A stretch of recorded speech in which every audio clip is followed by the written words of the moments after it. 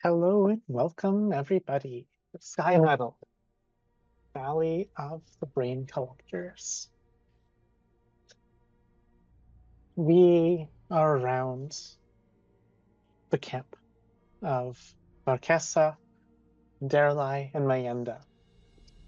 A few days west of Scrapwall. You're packing up camp right now. We can see what lingers of the smoke of the campfire being put out once and for all. You're packing your bags, and you're beginning your journey. It is a temperate morning. It's rained the night before, but the world is dry here. The rain was more like a mist that barely clinged to things, and whatever little harsh brush has dew that lines its bristly greens.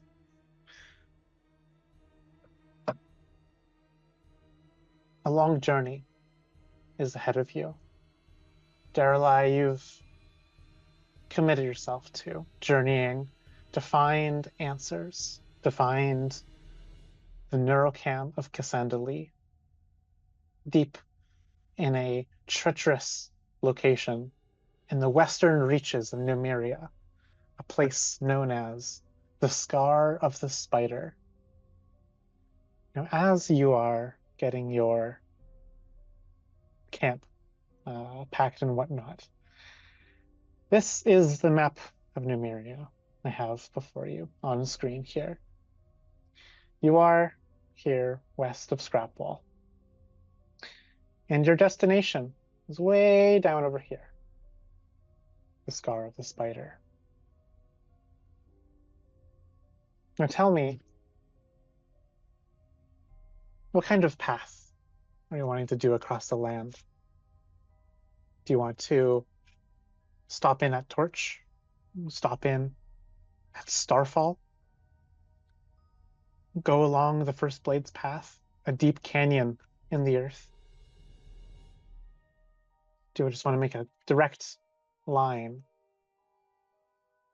southwest to the Scar of the Spider? These places, Torch and Starfall. Can you just briefly show where they are? I'm zooming in, thinking it's going to show up on the on the stream and zoomed in. Hold one moment. Torch is here. I can do this. I can go. Oh, there we go. Okay, that's... Yeah, and I think it'll. Oh. Yeah, I think I can now. Yeah, I can sync the view now. Perfect. Oh, there you go. Okay. Yeah, I'll let you move it around. So this, I guess I can get rid of all these. lines here now. Because those are no longer relevant.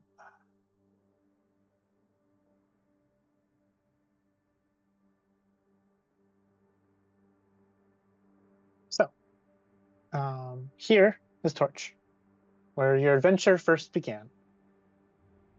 This here is Starfall, due west of you.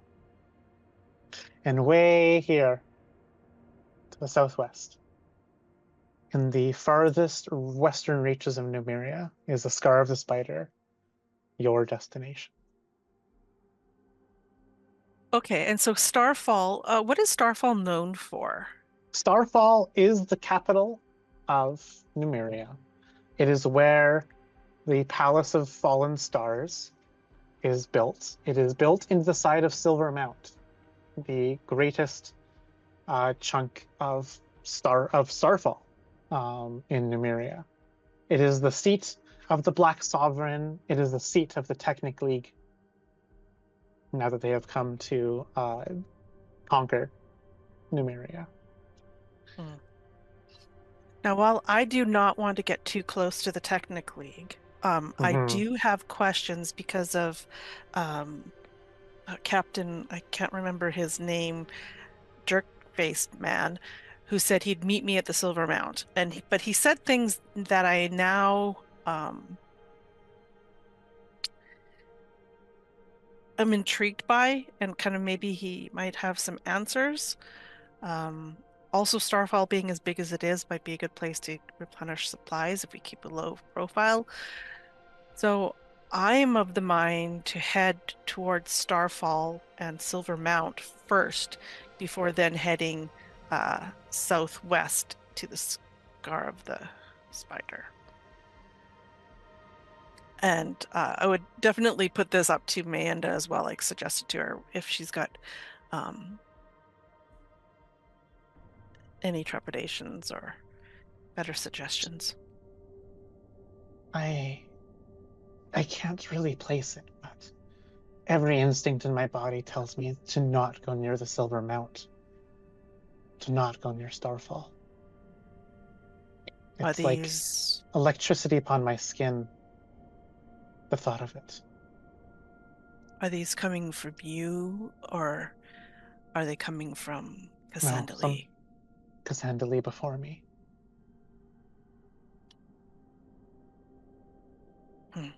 I have never been myself.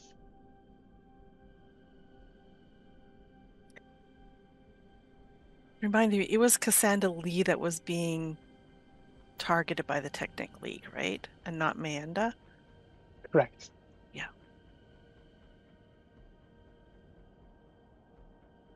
So you would prefer to go down to the slash in the earth and follow that across? I think that is the best way. It would put us into the wilderness for many, many days, but I'm sure we could manage. 3 days down to the First Blade's path, and then another 8 days west.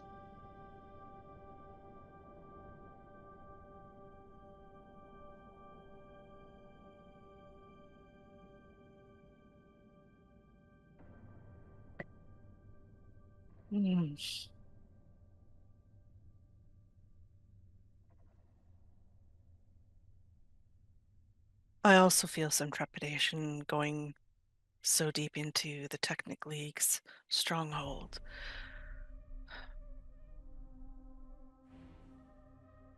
But I also feel there might be answers. But if you too feel these, is the highest priority. yes, if you too are feeling these trepidations, and I cannot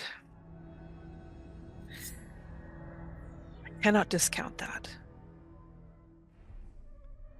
We have the option as well of finding a way across the canyon and doing said resupplies back in the town of Torch, of which you are quite familiar. It would feel weird for me to return there, but, well, the people there don't really know my face, so I'm sure I could blend in.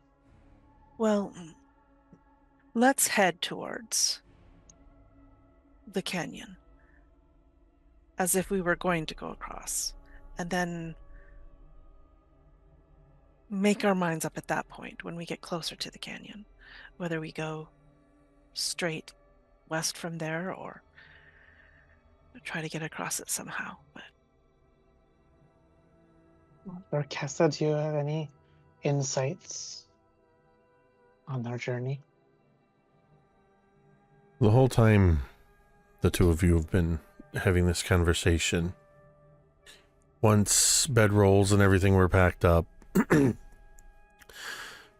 Varkhessa has been sitting on the ground and in a what almost looks like a monastic meditative pose, but would have used her long fingernails to make two small cuts in her palms. And as you've been having this conversation, the blood that has run from those cuts has begun to rise into the air, and from the two wounds create two patterns that circle around over shoulder, around the side, and over and crisscrossing the other way. And as Mayenda turns to ask this question, that blood has sort of thinned and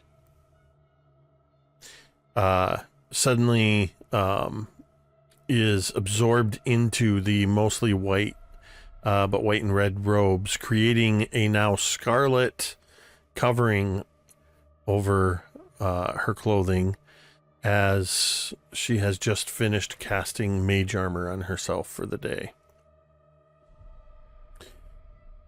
As that sort of settles in, you just see the eyes flick open.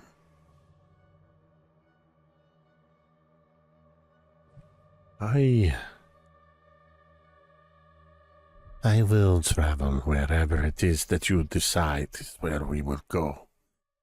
But I, too, voice my concerns about traveling in the vicinity of the Technic League.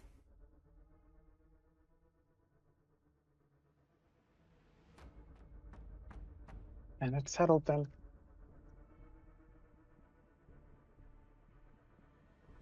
We go south.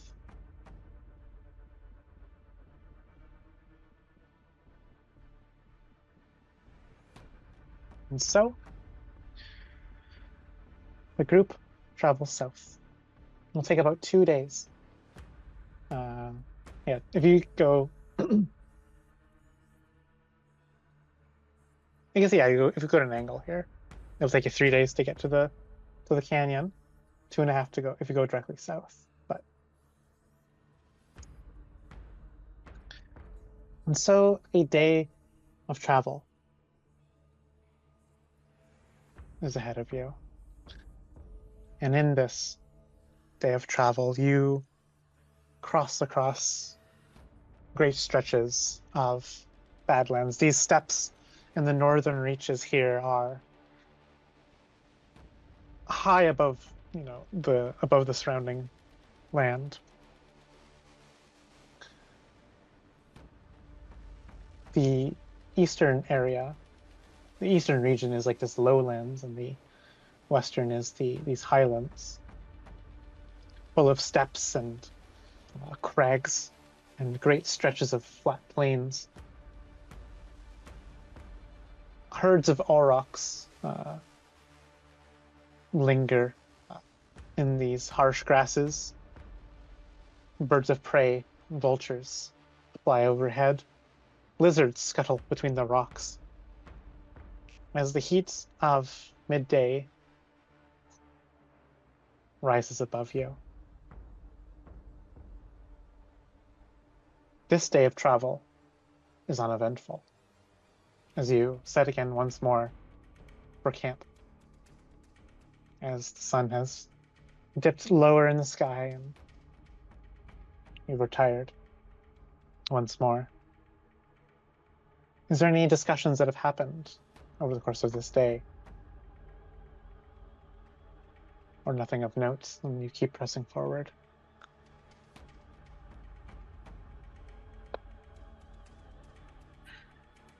think honestly, most of the time Daeralei is quiet, like always.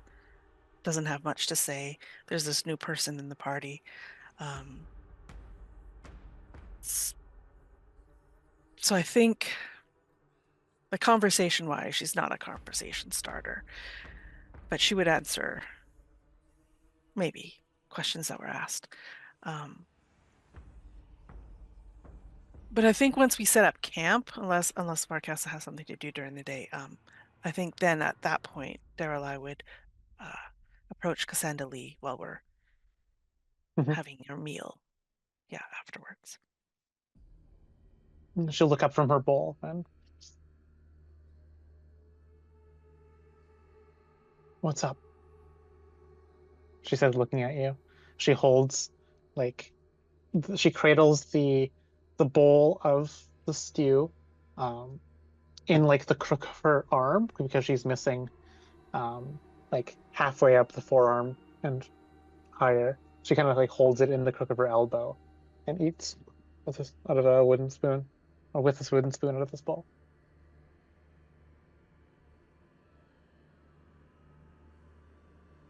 I've been doing some thinking about your situation, my situation, the questions that have been raised because of what I learned in Scrapwall.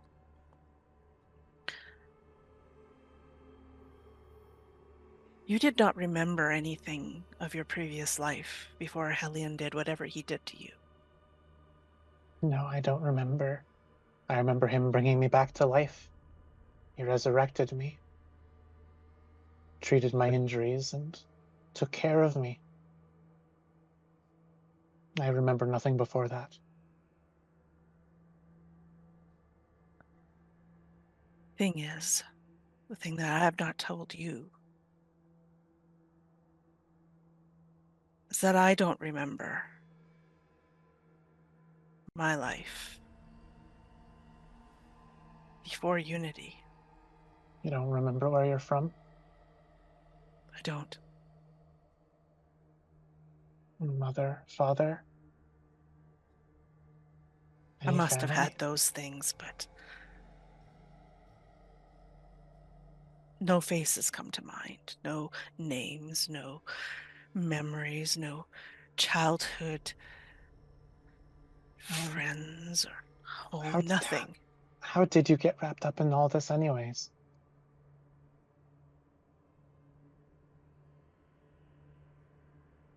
Well,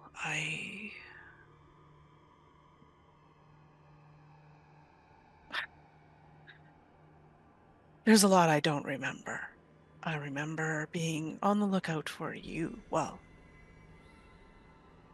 Yeah, the Cassandra Lee that I was told to you've, find. you've you've made it quite clear. And I feel like, never mind. But since then, I mean, maybe it is because we are heading to the Scar of the Spider, because that is one of my first memories besides hearing Unity's voice for the first time. You've been there before? I have. I don't remember how I got there. I don't really remember much about my time there or what happened. I do remember getting attacked by these crab-like beasts. And so I am filled with trepidation every time the name of this place that we are headed to is mentioned. I am afraid. My heart races at the thought of going back there. Because this is what happened last time. This is so peculiar. It gets ever peculiar still. I've been there once before. That's where Hellion got me from. That's where he recovered me and resurrected me. Well, that's what he claims he did, anyways. My first moments were deep below the earthen scrap wall, upon a cold steel bed.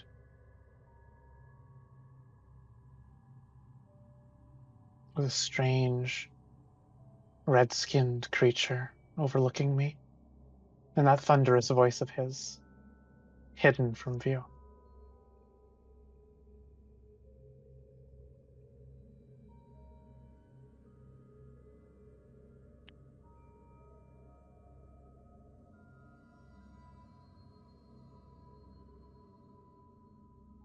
It was the red ghost and Hellion that brought me back.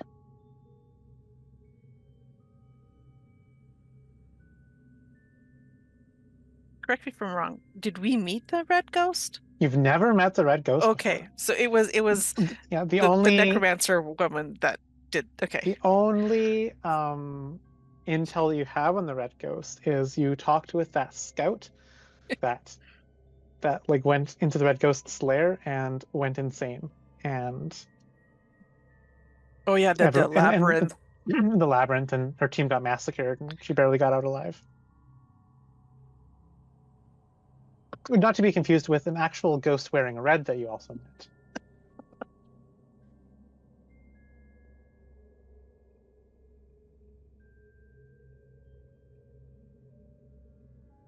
I'm afraid, and I'd be lying if I said I wasn't, but I think this is what I have to do. I don't really have a choice. Well, this is my choice. I feel that I'm partly responsible for this choice. And while I could just leave, Without you, I feel I can't. without you, I would have still had my past hidden from me. I would still be working for Hellion, being his Lord of Rust, being his puppet.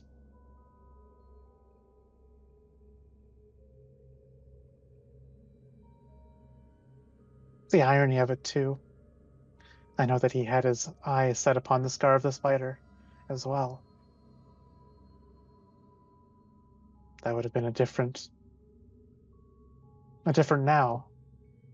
Me, alongside a few other Lords of Rust, headed westwards into the scar itself, in search of something that I didn't realize was mine, or hers, or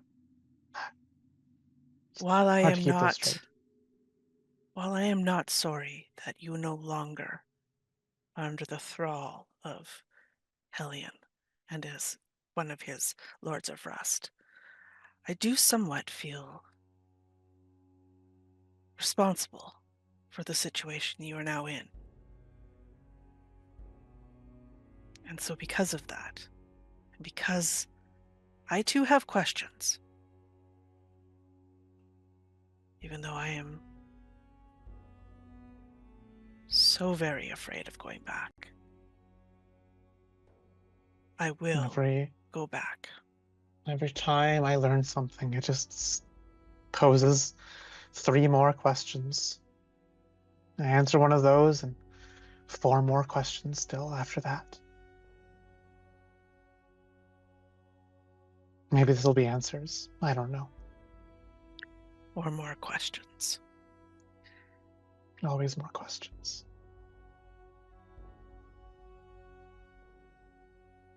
Varkhessa.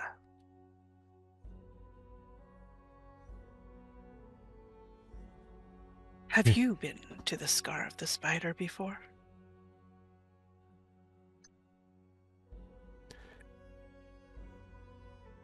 I myself have not traveled to this place physically. I have visited it in dreams.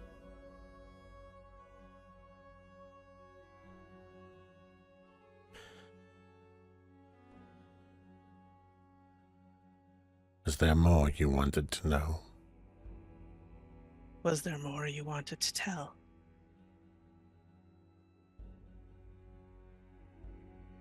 No. As I said previously, we do not yet know one another well enough. I don't know to what degree I can trust the two of you. Perhaps in time, or in the event that we should spill blood together. You see, when she says this, her eyebrow, one eyebrow sort of goes up a little bit. Then perhaps our bond will be enough that I will tell you more about myself. Well, you trust us enough to be here, at least. The two of you talk enough for 4 women. I am content to sit and listen.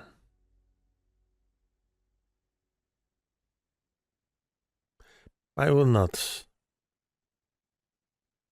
deny you answers to questions you ask, but you understand my lack of willingness to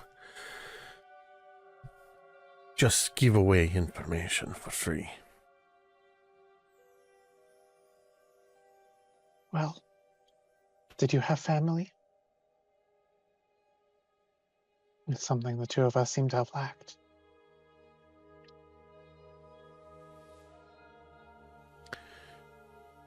Varkhessa looks off into the distance, almost like you can tell she's looking through you rather than at you for a moment.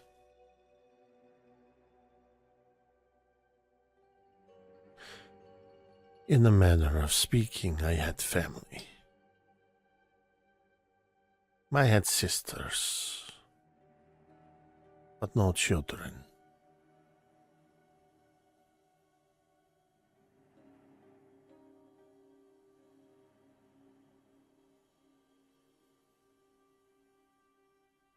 Well, cherish the memory of them then. The blood remembers.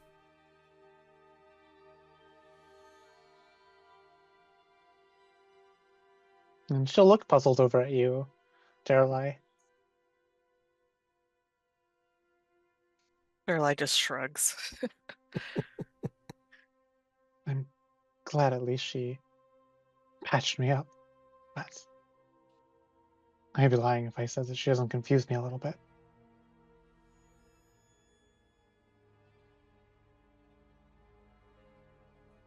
I'd be lying if I didn't say I think we all confuse each other just a little bit. I certainly do confuse myself, it seems. It's getting late. I think we should think about retiring.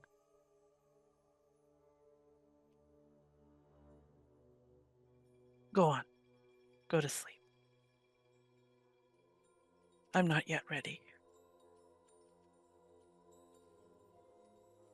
I wonder if I'll have more dreams tonight.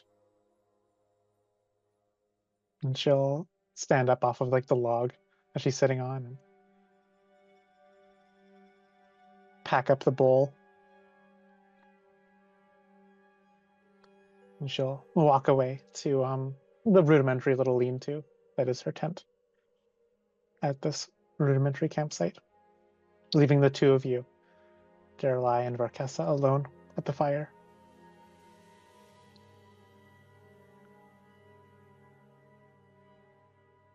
Daeralei does not stare into the fire, but rather actually stares off into the distance, like maybe up into the sky, watching the stars.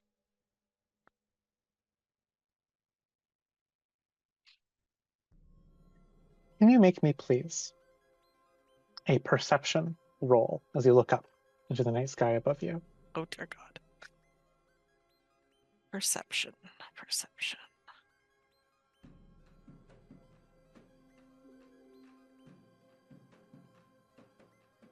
Not bad. That's an 18.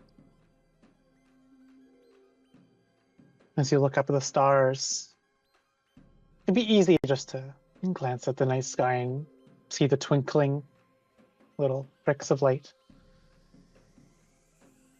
and take in awe the beauty of the constellations above you. But because you've rolled so high, you look up, the hair stands on the back of your neck as you take in just the sheer size of the heavens. There are things out there.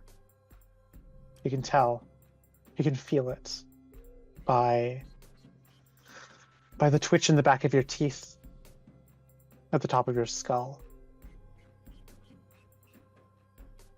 Something vast and hungry. And you'll take 1 point of psychic damage. Ooh. Well, Daeralei is staring into the night sky. Varkhessa has not yet lain down to sleep. Instead, she will speak a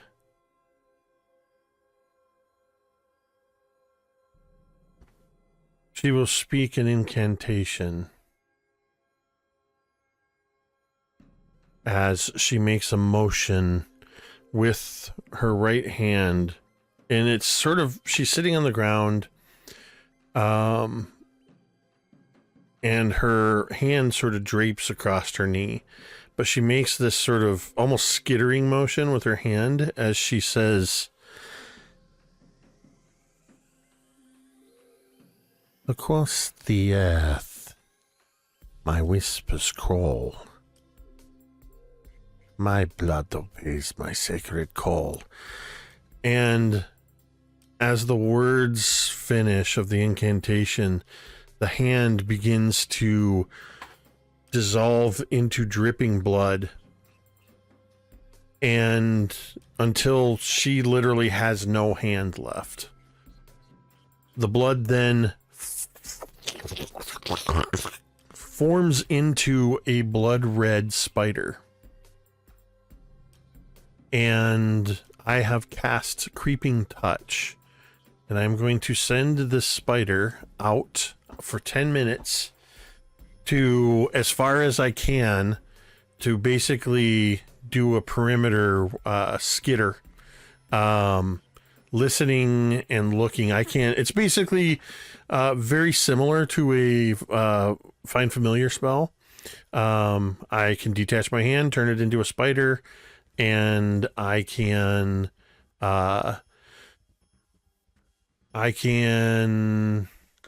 if it's within 100 feet of me, I can communicate with it telepathically, and I can see through its eyes and ears what it hears until the start of my next turn, if I did it during combat. But I become deaf and blind while sitting there. I like to imagine that after this incantation happens, the camera then pans. It's in just like monochrome crimson as we see the ground, the pebbles, the stones, really close. We are low to the ground, and the camera itself is scuttling about, coming from the perspective of the hand spider as it spots the many fauna of the night, lizards and rodents and larger cats, like bobcats.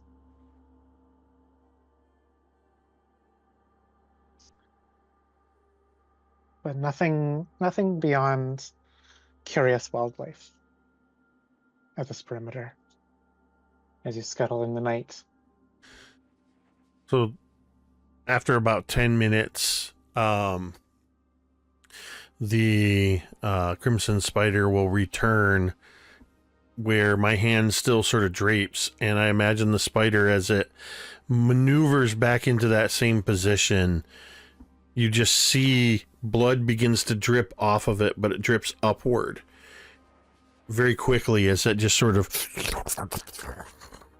until my hand reappears, and then the blood is sort of absorbed back into the skin, and then I just open my eyes and flex my hand a moment.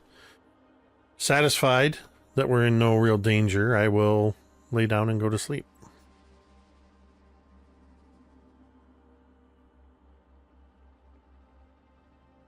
All three of us will have troubling dreams this evening. Nothing particularly nightmarish nor otherworldly. Something that when you wake up you go, oh, that was uncomfortable and stressful. But it is another day of travel that awaits you. And after getting your belongings together once more, you set out on the trail once more. I won't narrate it every morning, but the assumption is that one of the first things that Varkhessa does, unless there are time constraints, which actually I think Mage Armor casts pretty quickly. Yeah, single action. So unless there's a reason why she can't do it, her first action of the day is to cast a first level Mage Armor. Sense. Perfect. As you travel south a bit more, I would like the two of you, please, to give me perception rolls. How bright is it today? And do I need This to have is, disadvantage imagine, on this roll? this will not be disadvantage. Okay. It is it's like morning, it's like dawn. Never have I had a character that it felt so appropriate to roll my dice through the skull dice tower. What are we rolling? Perception. Can't read. Okay. What is my perception? 22. Then you'll hear them before you see them. As what is up ahead is kind of a rocky crag, where the land is like kind of buckled and kind of builds up to these hills and whatnot, and these massive like stone pillars with like these flat stone tops that caress the wind as you fly through, or as the wind flies through. Cacti and shrubs and small bushy plants dot the landscape. But what do you hear ahead of you is the sound of footsteps, the sounds of like gear kind of clanging with these footsteps. And because you rolled so high, you can tell there are about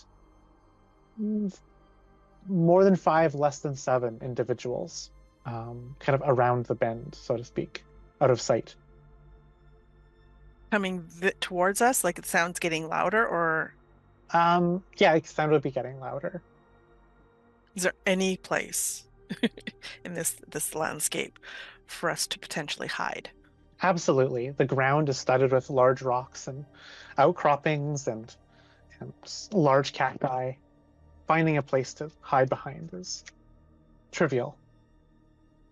Yeah, I can imagine like both Varkhessa and I like probably noticed this at the same time. I don't know if Mayenda did, but I think at least Daeralei would like turn to Mayenda, put finger to mouth, and then kind of point towards maybe an outcropping, like a larger one that would hide 3 of us from whoever is approaching. Yeah, I can say that's like over here. I'll say this is like an outcropping to hide behind.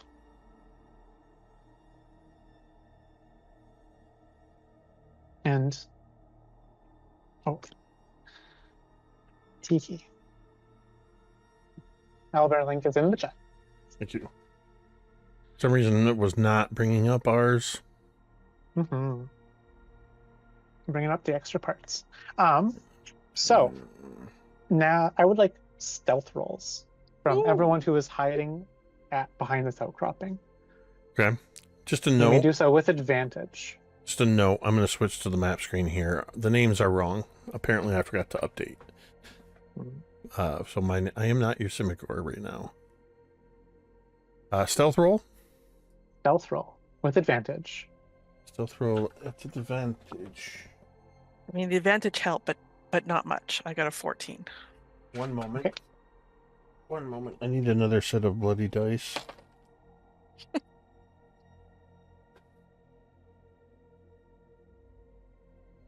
I shall call them my sanguine dice.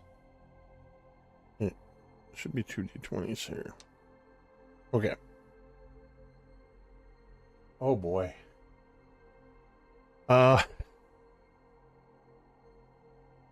8. we not so stealthy. We trip, we scuffle, we make lots Sorry, of what did you get? 14. So I think it's less that I'm making noise. Varkhessa is looking. Varkhessa's not really crouching down behind the rocks. She wants to see what it is that approaches, or who. Okay.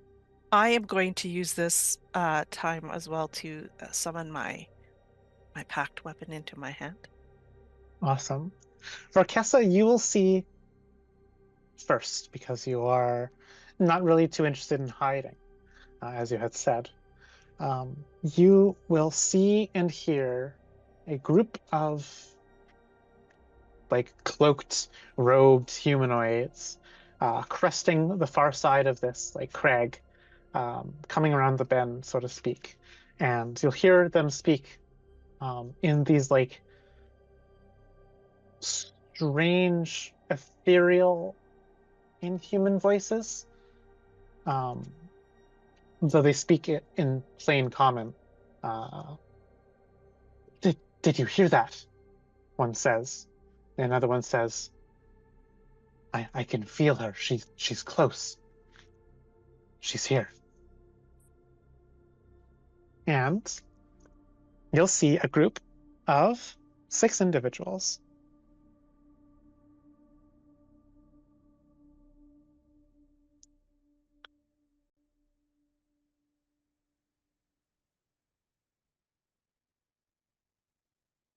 Kind of as a little procession across the sand here, across like not the sand, it's not really sand, across the rocks. And as they come around the bend, you can see that their flesh, wherever it's exposed, beyond like their robes and their potato sack like clothing, some of it has been replaced with Skymetal in these horrific rafts that weld flesh and steel together alike. They are half robots, half man. And then a figure steps forward, hooded and with eyes that glow, this crackling blue glow. This one steps forward and looks back at the group. Split up, find her. If she's close, we'll get her. Praise unity! And then the five others lift up swords off their backs and go, praise be to unity! And with that, what do the 3 of you do? I Hearing immediately look to my Enda because hearing praise be to unity and then trying to find somebody, I'm just like, oh no.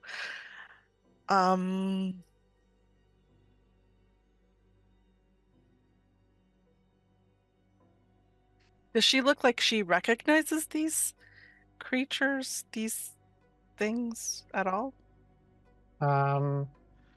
You can give me an Arcana roll. or religion, or religion. It will be an Arcana, but it is still bad. It's an 8. You do not recognize these individuals whatsoever.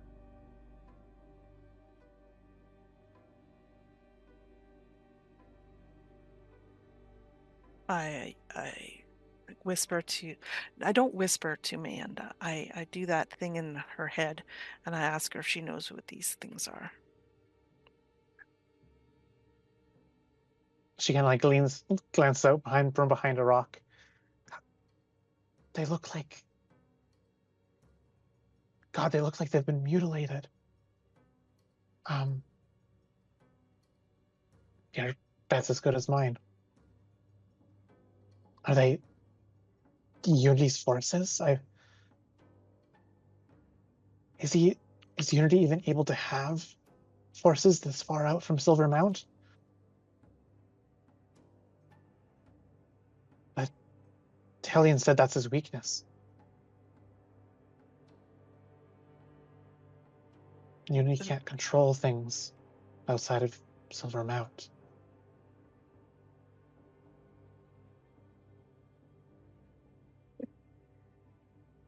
I think Daeralei gives Amanda kind of like the side eye at it hearing that.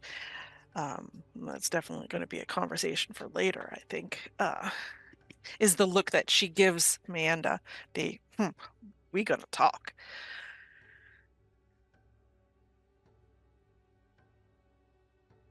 She would say in the head, are they after you or me? And I think as you say that, the both of you, both Mayenda and you, Daeralei, you'll both feel this very sharp the back of your skull, the same ringing that you felt before when you've been near other people that are touched by Unity. Back when you first saw Osman Zane, the Doombringer, the leader of the Technic League. Back when you fought another Technic League commander down at one of the Numerian barbarian camps. And again, once more here, as like your brain flares up in recognition. And you can see after you wince that Nienda suffers this too.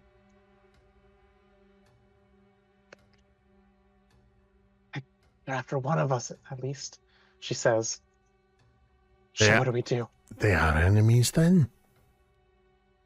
I'm just looking. I know I don't hear what they're saying, but I'm looking at the fact that they're still sort of hiding and aren't addressing them. I need some kind of guidance. So I think you just out loud, but in sort of that hoarse whisper, these are enemies then. And then before Daeralei or Amanda can answer, the leader, so to speak, of these Unity cultists steps forward. You there, woman of the wastes. We are seeking the daughter of Unity. Have you seen her? Do you stow her in your company? She belongs to our Lord. If you do not have her, then tell us where she is. And you do not know of her, then you shall be gone and be on our way no longer.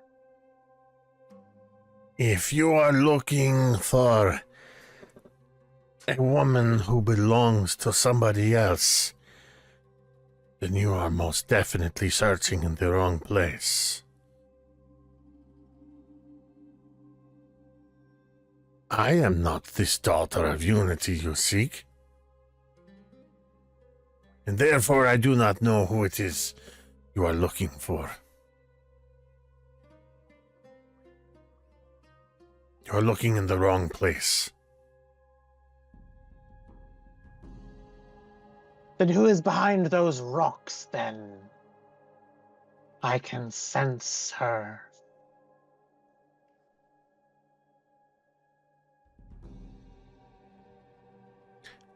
I have 2 traveling companions with me.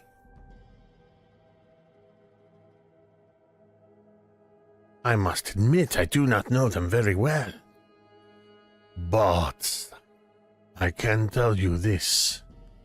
Neither of these women belong to anybody. We'll see about that.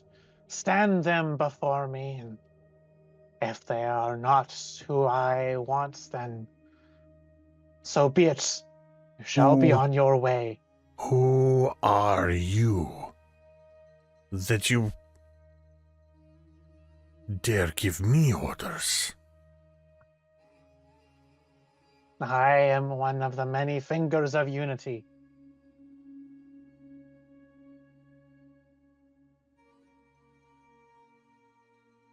I think at this point, Daeralei is going to make sure that Mayenda is behind her, so that any sense of Mayenda would point to Daeralei. Okay. And I would stand up so that they can see me, and so that if whatever they're sensing would point towards me, so that they can see that I am what they're feeling.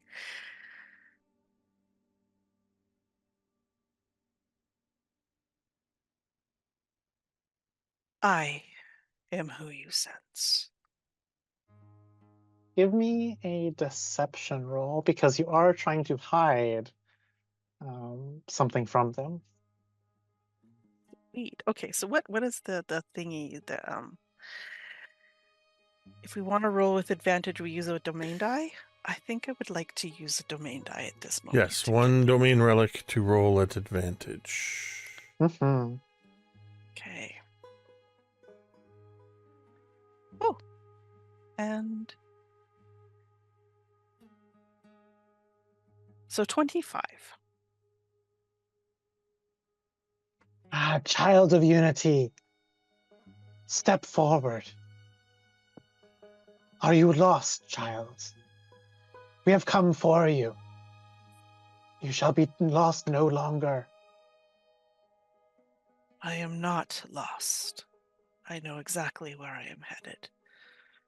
Are you making pilgrimage to our Lord? No, I have other business. What missions, what grand services of his are you doing, then, O daughter of unity? May we assist you?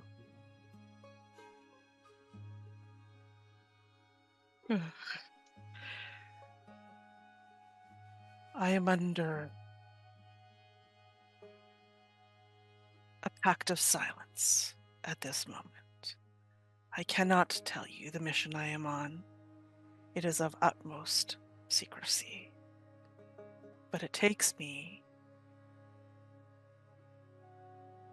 to the west.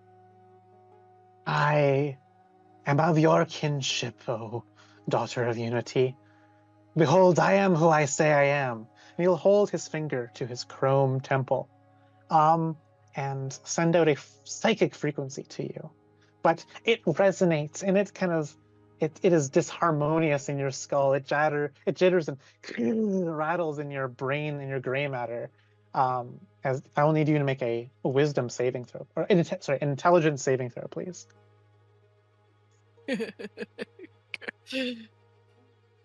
Oh, I rolled a 16. Okay, you will take only. Well, how do I? You'll only take 2 points of psychic damage from this. I will also try to keep a poker face and not let them know that that actually pained me. We are trustworthy. His will of you is his will upon us. There is no secrecy amongst the children of unity.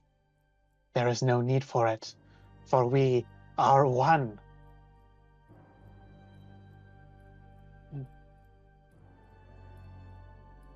Oh, unity would not hide this from us, from yours truly. He says, like raising his metallic grafted arms up, revealing like his cowl kind of falls down, and you see that his head is like half like bone exposed, half like this like weird like plate of metal upon his skull, wires that kind of ring that connects like the good chunk of his face to his brain or to his skull.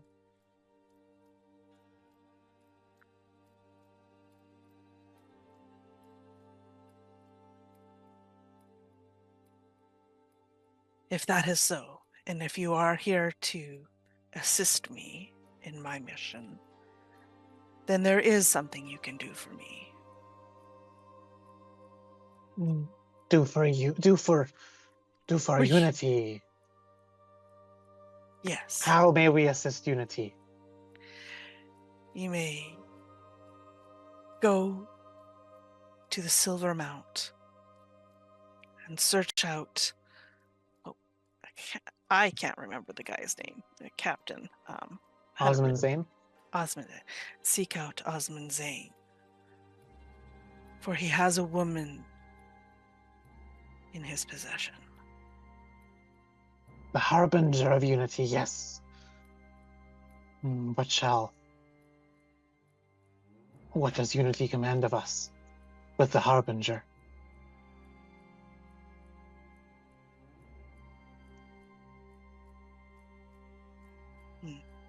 Let him know that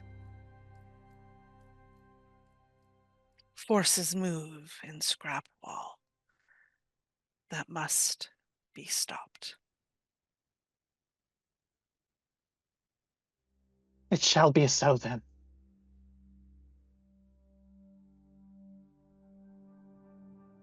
Praise Unity, he says with a fist that raises in the air, and lightning arcs up his arm, and like a little like pyrotechnic shoots of lightning, like a Tesla coil, shoot from his fingers up into the sky. With I'll this gesture. Return the gesture. Praise Unity, with no lightning because I don't have that. And yeah, the Hierophant will continue northwestward. Though you will hear one of the cultists in the wake of this Hierophant, one of them will say, "Why would we need to tell the Harbinger of Unity anything?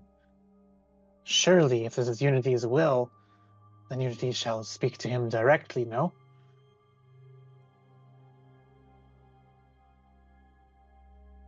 Another says, "Hush you!" And the third one says, "No, you're right." And they will make a perception roll against your deception. So you make a deception, please. And they will make a perception against you.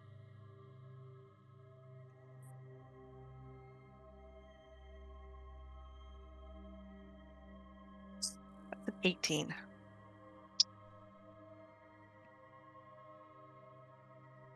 One of them pokes and taps the Hierophant upon the back. What is it, my flock?" He turns around. "No, that she speaks the truth." "What?"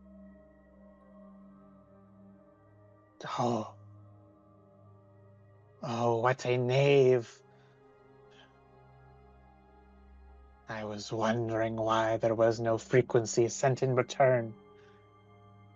You, so-called child of Unity.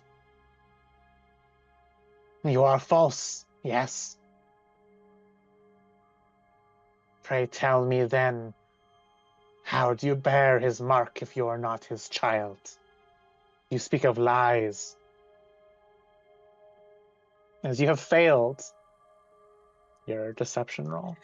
Oh, I think instead of even answering that, I'm just going to send out a couple Eldritch Blasts.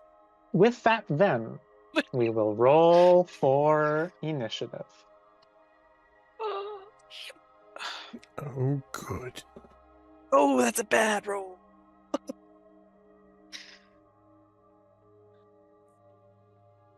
Let's see. My initiative is...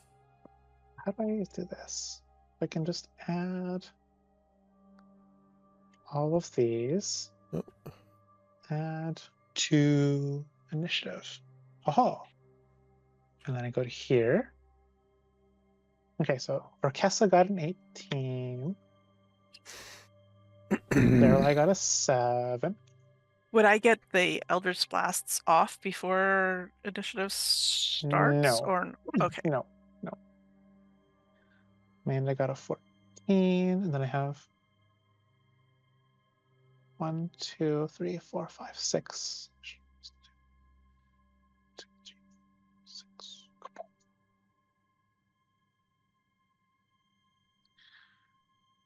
15, 9. Okay, hold on. 15, 9, 19. There should be a way to automate this. That'd be cool. Someone should invent that. Okay. So you are 15, 9, 19, 12, 15, 17. Okay. The first to act is one of the sword-bearing cybernetic cultists. As you begin your casting of the spells of Eldritch Blast, this one says, "They've gone hostile. Scatter yourselves," and will use a movement to move over here. Kind of like putting a back to the craggy walls. And you said that you're standing up in the open now, right? To speak with them? Because you would have been I stood up here. so at least they could see my head. Yeah. And from with one arm on the sword, Cultist will grab at something at his side and pull out this small coiled firearm and go fire a little shot at you, Daeralei, of this attack, and that will be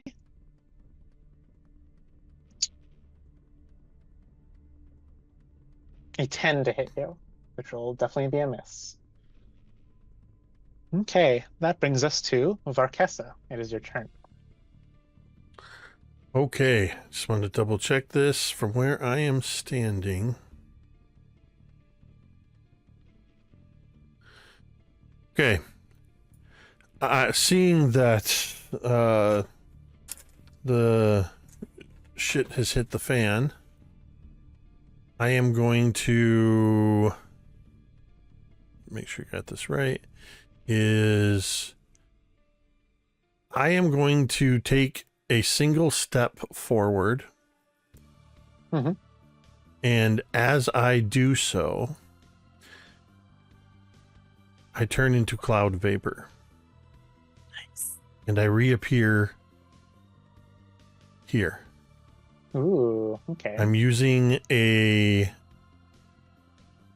Goliath and Cloud Giant Ancestry feature called Cloud Jaunt that lets me do what I just did. That is a bonus action.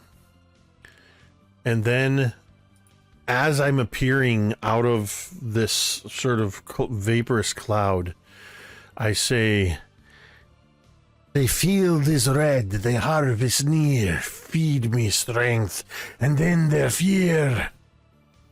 And I'm going to... And as I do that, in a 15-foot emanation from me, I am going to cast the 3rd level spell, Crimson Harvest. A wave of blood sweeps out in a 15-foot emanation. Each creature of my choice, which will be everybody in that emanation, must make a dexterity saving throw.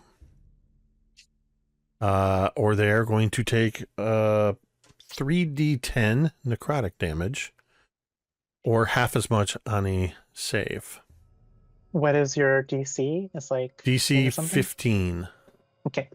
So we're gonna have the Hierophant will fail, 1 will succeed, 5 will fail, and 3 will succeed. So the ones that failed, that's 19 total necrotic damage to the ones that failed, and half as much to any that succeeded. And so you round up or down? I always get confused on that. 19 halved is 9. And because I damaged at least one creature of my choice, I will regain a number of hit points equal. Now, in this case, I haven't lost any hit points. But that's the beauty of this spell, is if I damage anything with it, some of the blood comes back to me, hence the name Crimson Harvest. But I am also now standing in their midst. And the emanation is just a one-time instance, yes? Yes, it doesn't maintain. It is just, let me just double check that to be sure. Yeah, it's instantaneous. So it just shoots out, does its job, and then it's done. And so I am now standing there in their midst. And that is the end of my turn. Awesome. It is now the Hierophant's turn. And kind of staggering back from this blood sorcery you've dealt him, like these sparks will kind of like arc across his metal forearms. Like leaning on this like big staff that he like big like stake that he has, he'll like reach up and go, "Unity, I summon thee!" And lightning will like in a narrow beam from the heavens strike the stake, the lightning rod that he holds in his hand. And he'll like arc with power, his back arching back, and he kind of lifts off the ground a little bit as he gets electrocuted by this. And then like a section of like his backpack kind of like opens up into like a kind of a flat screen, so to speak, and then boom, projecting out of it like a hologram. Is this a spell? That's a good question. It is a magical ability. It is a divinely magical ability. Okay. Are you attempting to counterspell it? If it's a spell, if I think it can be countered spell, I'll spend a reaction to attempt to counterspell it. I think that you would know that you would not be able to counterspell this. Okay. Cool. That was his action.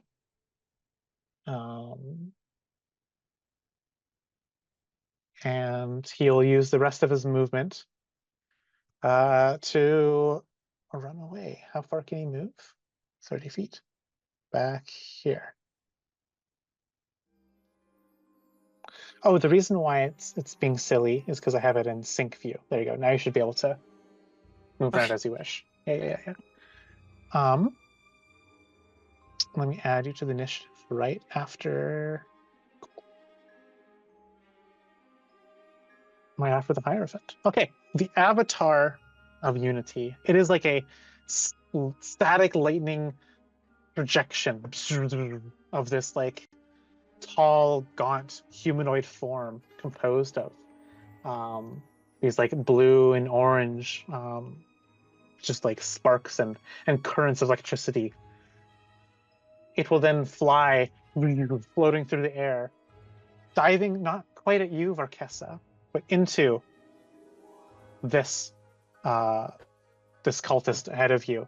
And as it does so, this cultist like goes and gets possessed by this thing. And you can see in the skeleton of this person is that same kind of like turquoise and orange lightning figure. The eyes glow. And that is its turn as it uses its possession ability. That brings us to Unity Cultist number 2, which is back here. Will run forward at you, Varkhessa, and attack you with its longsword. Making an attack against you. That is going to be a critical hit against you. It is not a Violet Skymetal game without a critical hit. Right? So this is going to be Oh no. 16 slashing dealt to you with a nasty critical hit.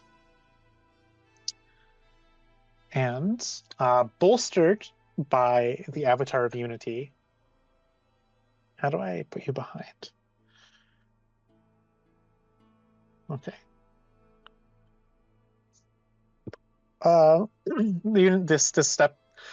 This bolstered one, I'll put like a little like bolstered indicator on it.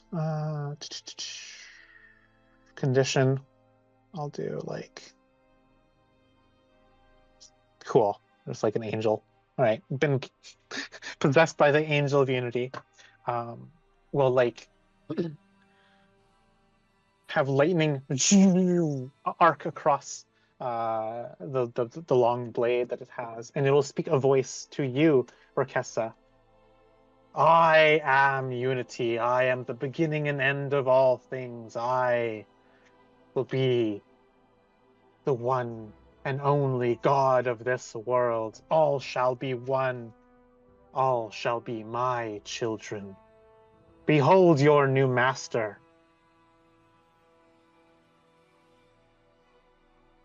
And with a great lightning arc, will slash at you twice with the longsword,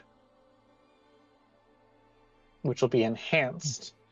Sorry, it'll be one attack. Sorry, one attack with the longsword, not two. That'll be a 19 versus your armor class, which will then deal 1, 2, 3, 4. Oh dear God. 21 lightning damage, and please make a wisdom saving throw.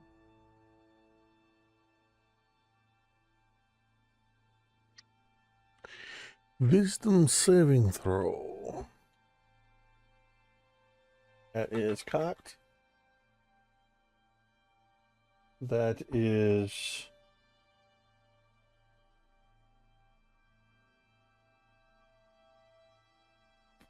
Hold on, let me see something real quick. That is, I should have rolled with advantage. I'm going to re-roll for the cost of 3 dice, because that was a 7. So we're going to go from 12 to 9. Sorry, for reasons you understand, I am moving very slow as I'm making these changes. Just so I don't upset the balance. Okay. Different die. Here we go. Whoops. Okay. That's an 18 total on All right. the wisdom save. You succeed as the lightning, as it courses through you, you realize that not only is it subsuming like the muscle fibers in your muscles to like, to paralyze them and to make them convulse, but it's also coursing through the neurons in your brain, trying to take a hold of your own individuality. But you shrug it off. You are Varkhessa. You are not a minion of Unity. You will not fall to his will. And that ends that bolstered cultist's turn. Mayenda, it is her turn. And she will conjure up spells of her own because she is still a spellcaster. What can she do? What's the best thing that she can do here? That's a reaction. This is an aura. Does she have?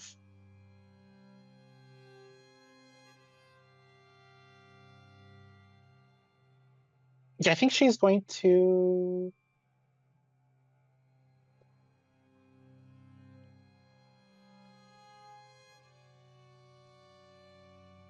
She's going to cast Psychic Lance against the bolstered cultist as she tries to like use her own like magic to try to rip free the control of Unity upon that cultist. As she'll spend that spell slot to have it make an intelligence saving throw. That will be. Does it get advantage? It does not. So it will succeed. It'll bafflingly succeed on this intelligence saving throw. So on a success, what happens? Takes half as much and is not incapacitated. Okay, so it's going to be half of this amount. 1, 2, 3, 4, 5, 6, 7. It's going to be 9 points of psychic damage. Okay. And then she will draw that crowbar that you gave her so many sessions ago as a melee weapon and stride forward, hopping down off the rocks and into the midst a bit. That brings us to number 3 and number 5. I think this one will peel off to fight Mayenda in melee, and this one will come up to you, Varkhessa, and fight you in melee. So Mayenda will take an attack. A melee attack here. That's going to be probably a hit because she doesn't have much armor. Yeah, she'll take the hit. That will be this much damage, 6 damage, and then Varkhessa. Hold. Okay.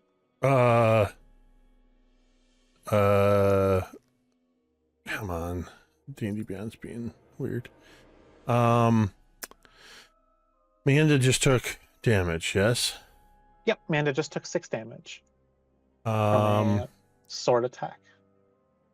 Let me see. So I will, as a reaction, I'm going to cast a spell. I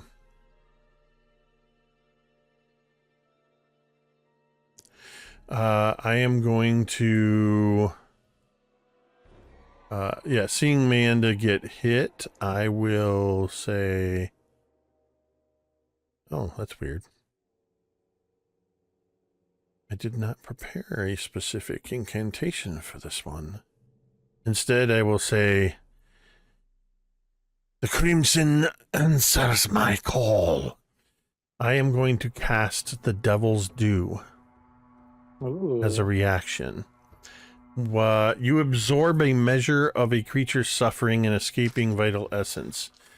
The reaction is which you take when another creature within range takes damage. Mm-hmm. Expend and roll 1 hit point die. Regain a number of hit points equal to that plus my spellcasting modifier. If they took damage from a critical hit, I would double it. So because she took damage, I get to spend 1d6. I rolled a 2, but my spellcasting modifier is a 4, so I will regain 6 hit points as some of the blood spilled by Mayenda flies across the distance and is absorbed into me. That's so cool. And as you are healed by that blood magic, you'll then be attacked by one of these Unity cultists with a sword. Going to be a hit against you for a total of 20, which will deal 9 points of slashing to you, undoing that healing that you just recovered from. Wait, and that will wait. The 20. Sorry, the 20 was the attack roll. Yeah, 20 to hit, dealing 9. I don't know why that confused 20 me. damage. You were like 20 and then 9, and like, wait, how much damage am I actually taking? Okay, just 9. Got it. And that will bring us to the top of the initiative. Daeralei. Oh, I was gonna say top. Oh, sorry, the Um, bottom. You finally get off the Eldritch Blast that you were wanting to get off. But now can I change my mind on what I was casting? Absolutely. This is what happens when you yell out your spells before you. Eldritch Eldritch Blast! Blast! Wait, what? Because I too, like Mayenda, wants to do the lance, but I want to do the lance on the Hierophant um, himself. So, please, sir, roll your intelligence saving throw. Okay. DC 15. That's gonna be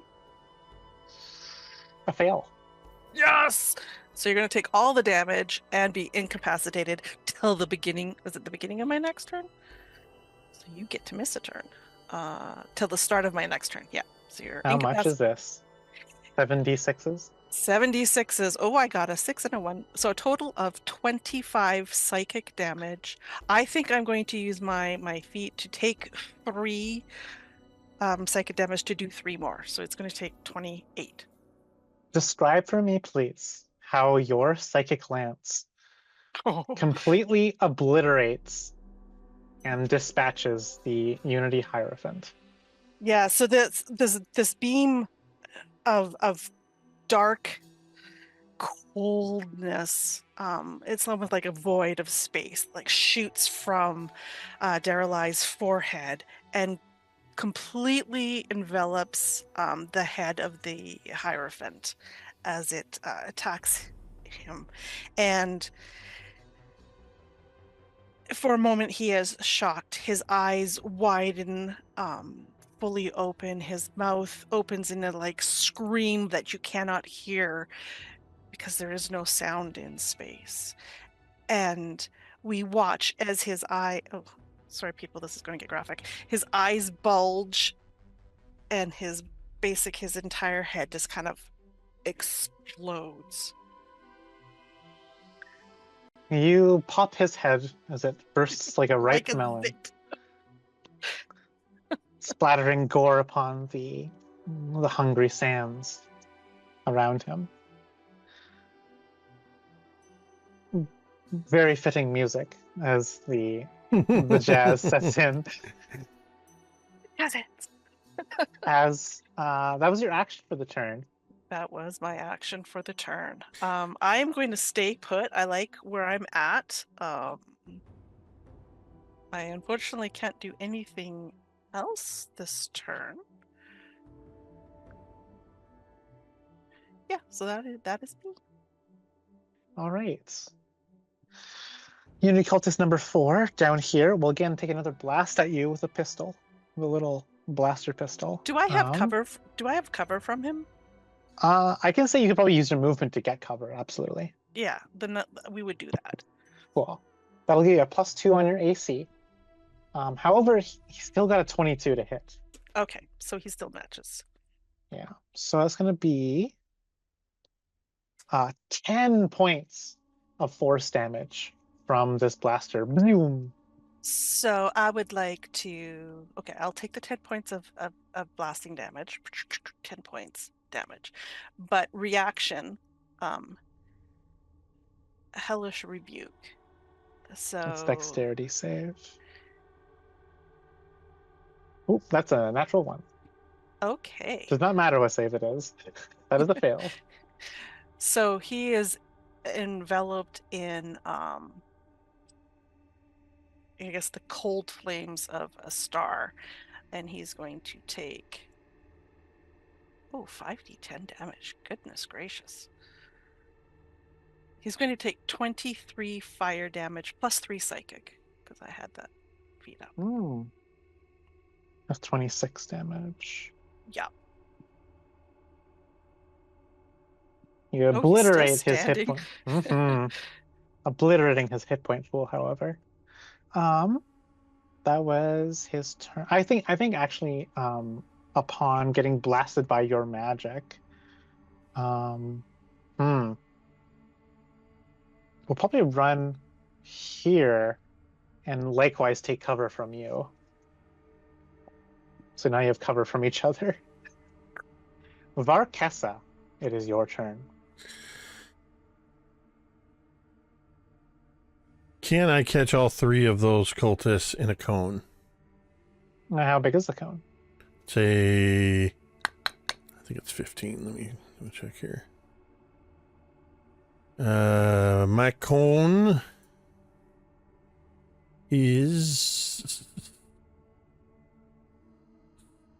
There's the spell. My cone is a 30-foot cone. Oh, 30. Hold on.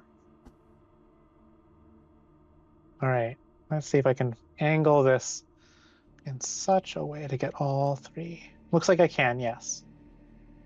Yep. Actually, since I can do this in a cone, let me check something real quick. I'm going to see if I move my 30 feet backwards. Say I'll move 25 feet away. Sorry, the map's got me weird again. Try and catch all 4. Yeah, I want to try to catch all 4, but not Mayenda in what I'm about to do. So unfortunately, because we're not playing Pathfinder 2 rules, that would provoke 3 opportunity attacks. No, it won't. No, it won't. Oh. Because I'm gonna cloud jaunt again. Okay, absolutely. So if you are there... So I want to go roughly here and catch... Yeah, so let me put myself there. So if you do it here, you can get all 4. Okay. So I'm going to look right in the face of these cultists that have been drawing my blood. And I think some of the blood is splattered across my own face, and you just see as I lick my own blood from my lips and maybe even make a taste of it as I take some of my own blood. I do that, turn into vapor and move backwards, suddenly reappearing from where I am. But this time when I reappear, the words are already forming.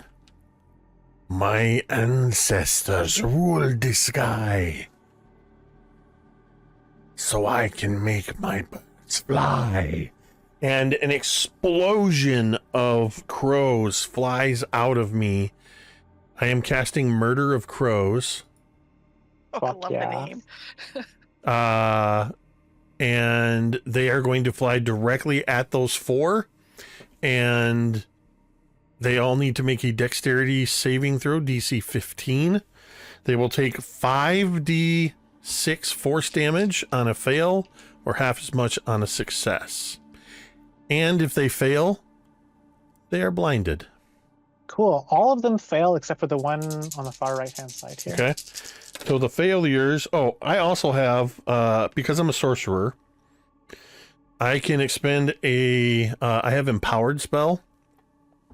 So I can expend a sorcery point to re-roll up to 4 damage dice and take the new rolls. I had 3 of them that are kind of low, and I'm going to re-roll them. And I went from a 4, a 2, and a 1 to a 6, a 4, and a 5. Oh. I have 3 6s, a 4, and a 5, so that's 10, 22, 27 points of force damage. And then they're all blinded. And then that would be what? 13 for the one that succeeded on their dex save. Yep. For the blind condition, they can repeat the save at the end of each of their turns.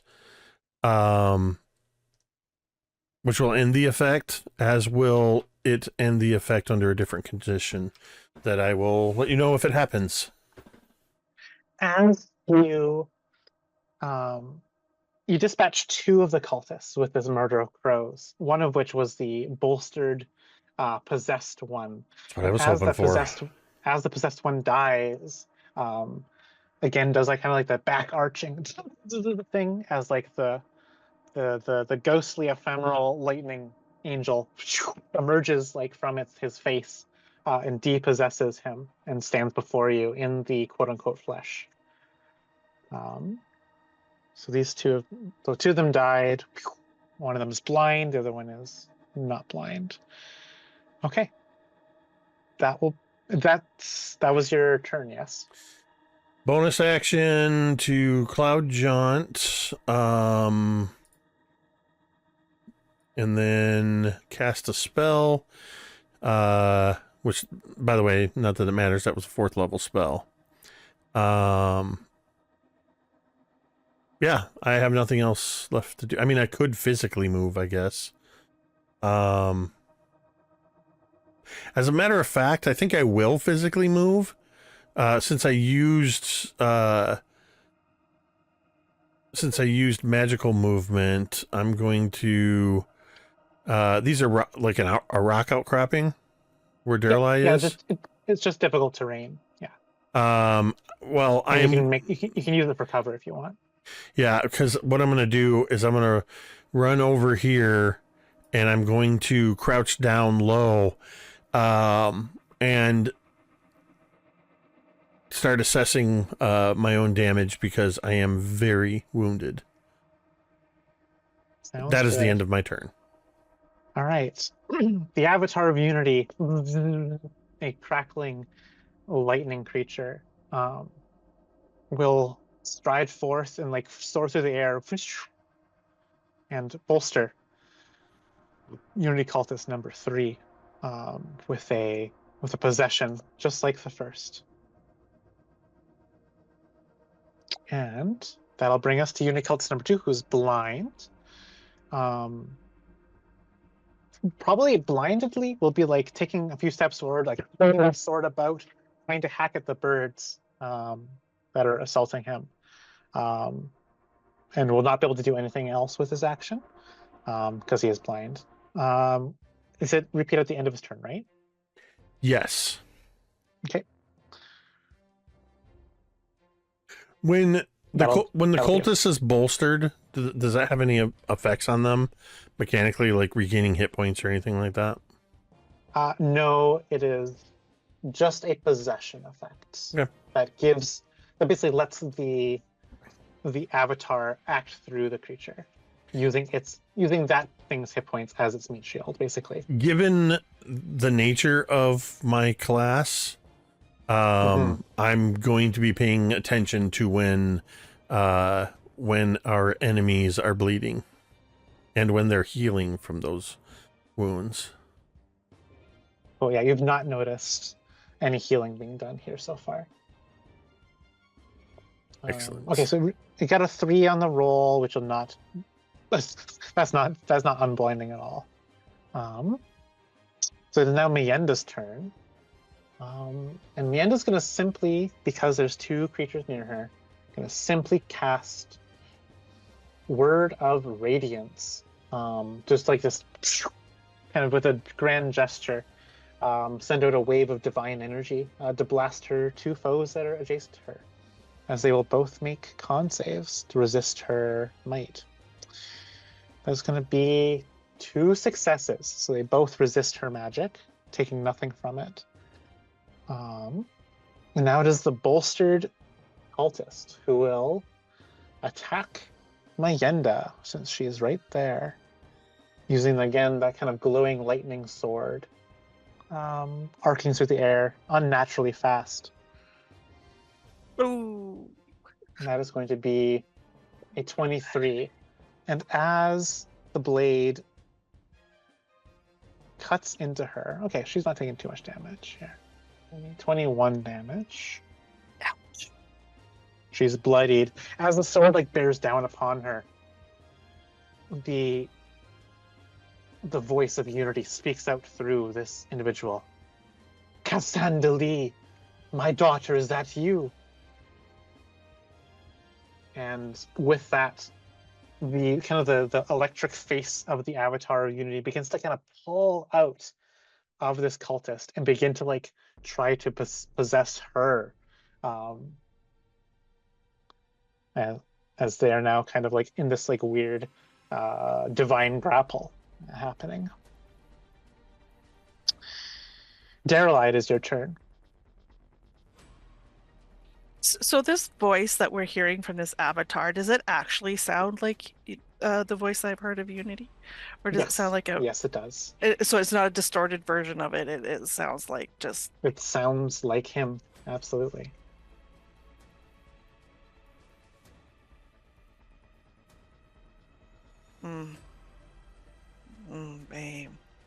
Okay.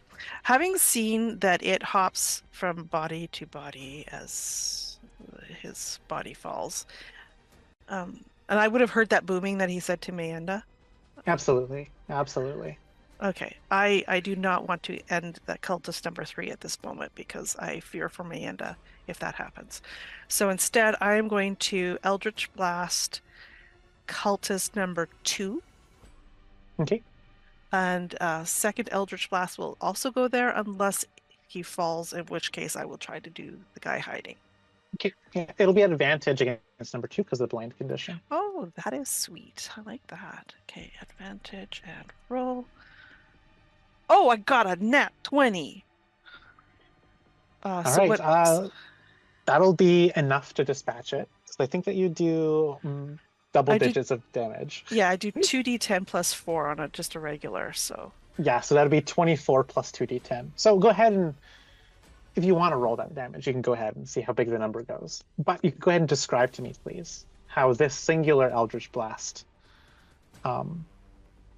ends this cultist, dispatches this cultist. I think this one catches this cultist right in the chest. And it's almost like it was a vulnerable spot, maybe where the metal was not completely covering, and so it was like a fleshy part. But this Eldritch Blast, just all this cold void energy just goes right in and through, and basically makes this. Maybe it's a tiny hole, but it's enough to vaporize poor dude that was standing there. And without even a thought of the guy falling down on the ground, Daeralei will turn and let go the second blast at cultist number 4. Okay, so this is a normal roll, and he'll have +2 on his AC versus you. So it is 23. That'll hit. Okay. So regular Eldritch Blast damage 7. Go ahead and describe for me, please, how this one also perishes. I think this one just catches him enough that it kind of maybe cuts his like neck area there, and enough to just I guess end his life, but it's not like gruesome or anything. It was a blast, it was a solid hit, but it was nothing devastating. But the guy was close to death anyway, so it just ended him. All right, that was your action. You have movement Ooh, left. yeah, I got a movement. I think I'm going to step out at this point. Can I step out this way? Absolutely, yes. It'll just be like difficult terrain to do so. Yeah, I should get there. So basically, I want the avatar to see me as well. To maybe distract him from Mayenda at this point, but that's all I can do. All right, Varkhessa, it is your turn. So there's only the empowered cultist from the Who's like currently like the sword is like bearing down on Mayenda, who's like bringing up her crowbar to like deflect it a little bit. There's like sparks flying everywhere, and like the ghostly, like inhuman electric face of Unity is like coming out of like the skull of this cultist and like beginning to like dementor basically Mayenda to try to possess her and hop from body to body here. seeing Daeralei run out there, and the state of Mayenda. Damn it! I think Varkhessa actually says, as she looks at her own wounds, and I'm gonna use my last I'm going to use my last cloud jaunt to appear right next to this empowered cultist. And I think this time my hands are the first thing that appear. And I place those hands on this cultist. And from thee I drink, from thee I learn. The heart I take, the strength I earn. This needs to... this is a melee spell attack. I'm casting I'm casting Vampiric Touch. Let me make sure I cast it. So I'm counting the spell slot. That is going to be... Come on. I can't read this die. It says... It is a 24 to hit. That will connect. That is going to do 3d6 necrotic.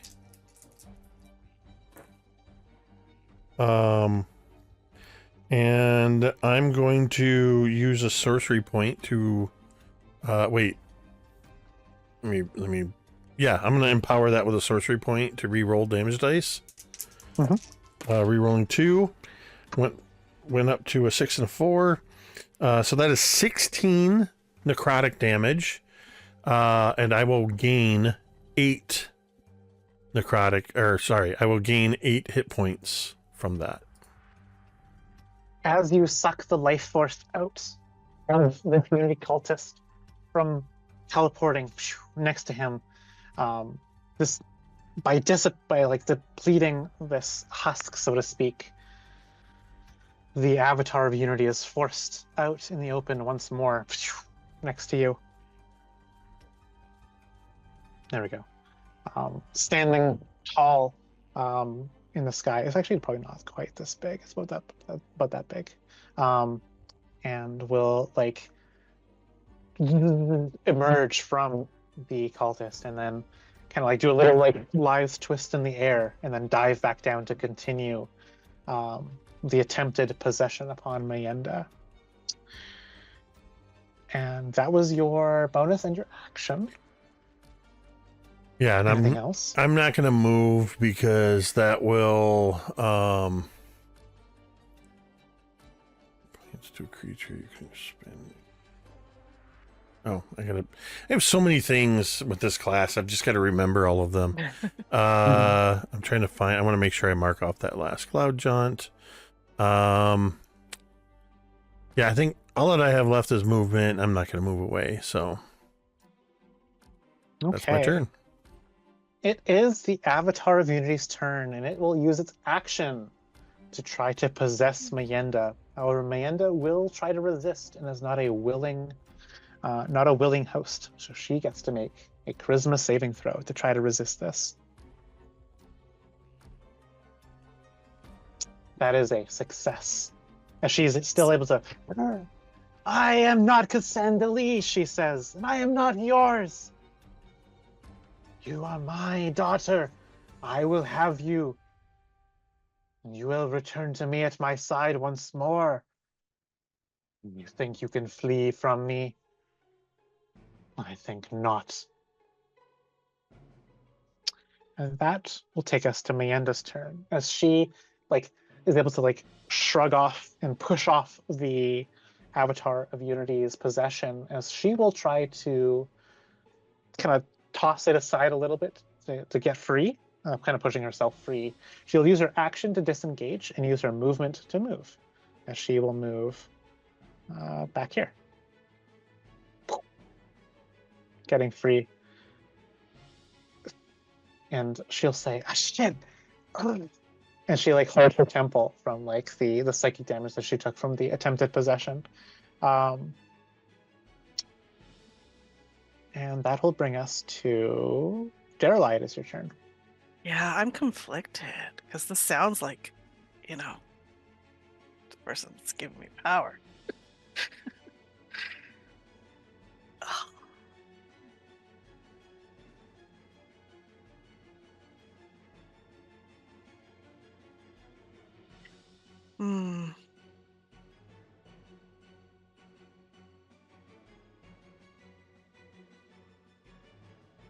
If you are who you say you are, why have you been so silent? Why have you left me alone?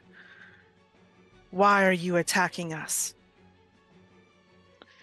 The ethereal lightning form turns to you, Daeralei. Ah, I remember this one. Oh, I thought I lost you in that awful and terrible place.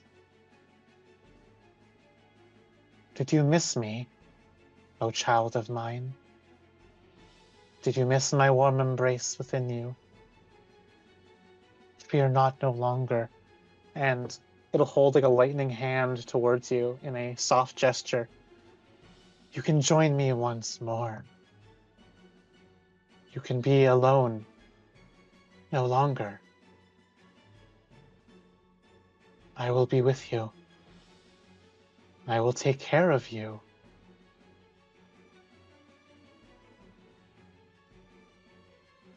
Oh, that sounds all so great. Oh no. No child of mine taken from me. I am overjoyed to have you back within my grasp once more.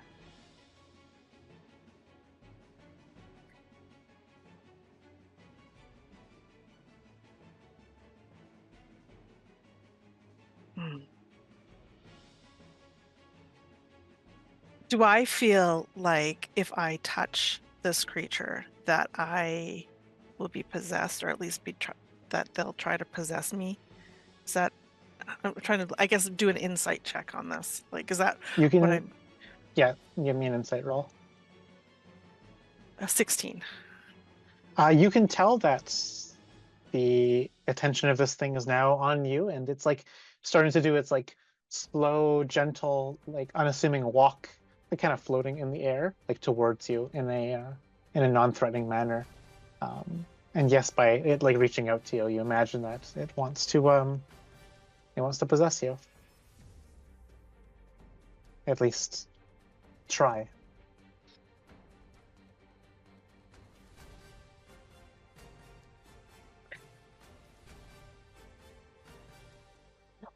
I will keep talking to it. I'm going to approach it a little bit more. I want to keep its attention on me. I Mhm. don't actually want to touch it yet, but I'm basically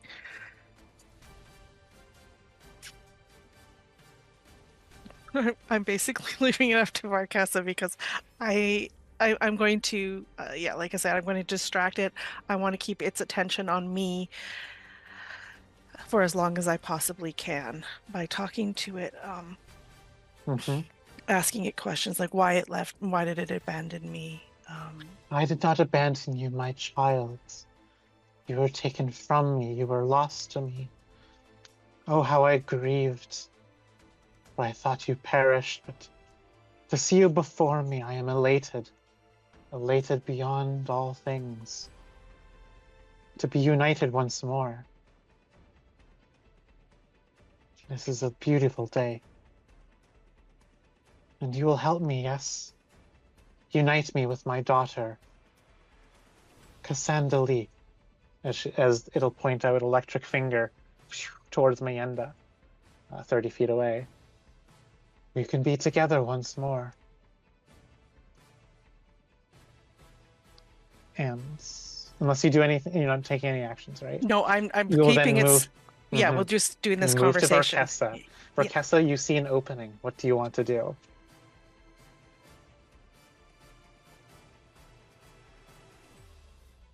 I'm standing right next to the thing. And I would like to...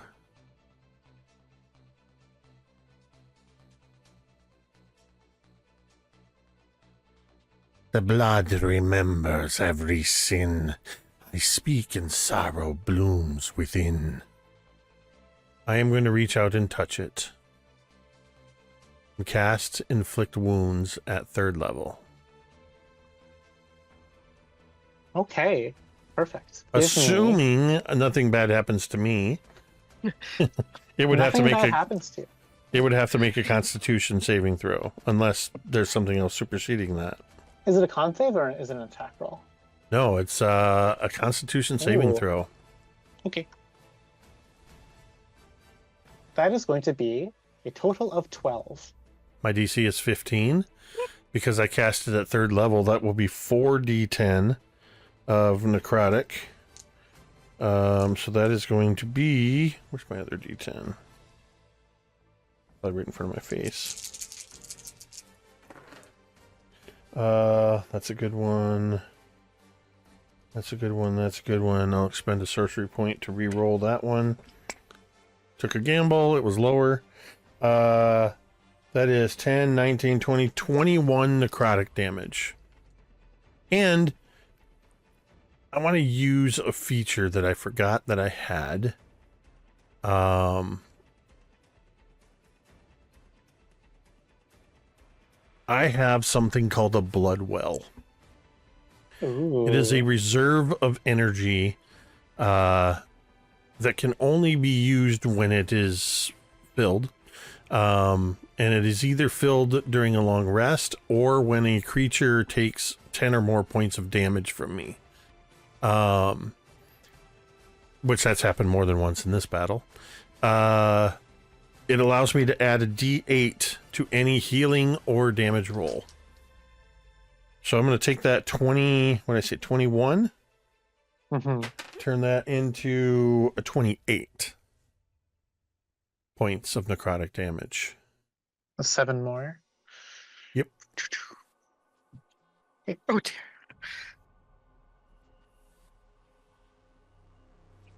That did not move as much as I had hoped it would move. I know.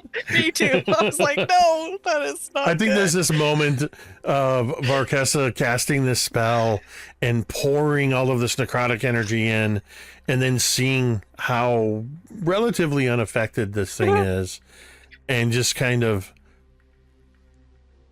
looking at where she touched it and... All right, well... Pathetic creature. As the Avatar of Unity kind of looks at, like turns around to see that you tried to, like, inflict wounds upon it. Like, there's, like, a gaping hole as the necrotic energy, like, dispersed and, like, decayed, like, the electric currents that go through it. But you see it, like, slowly stitching back together. As it, like, is relatively unharmed, so to speak, by your magic. Is there anything else you do on your turn? That was an That was your action.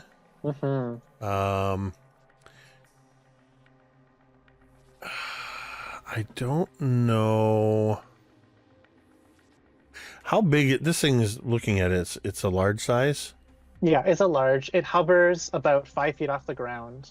It is tall and lithe.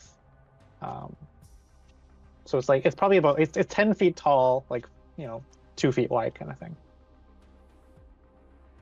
A floating, dancing creature. I think I look up at it, and for a moment we see through my POV as I'm looking up at this thing, and the POV adjusts as we see I rise until I'm almost looking at this thing rather than up at it, as I use my bonus action to enlarge myself.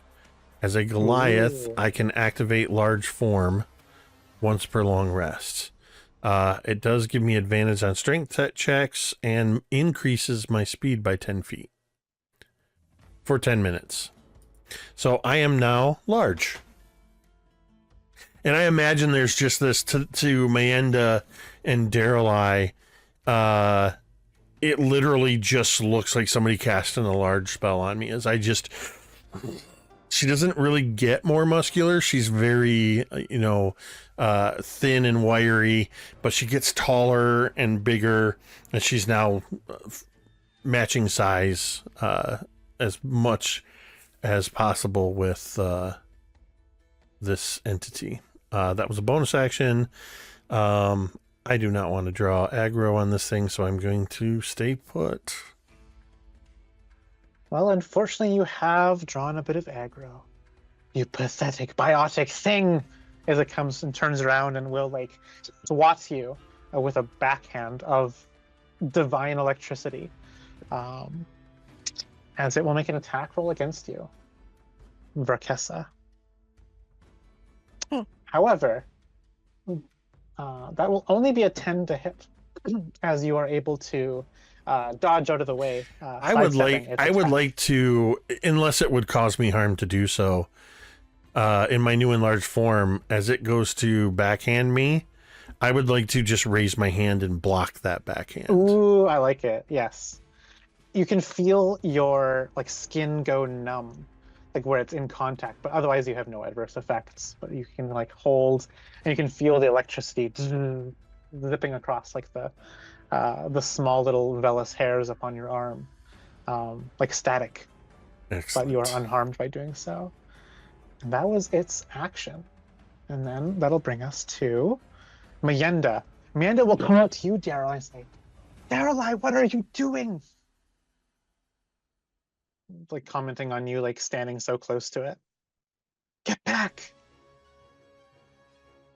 If its attention is on me, it won't be on you.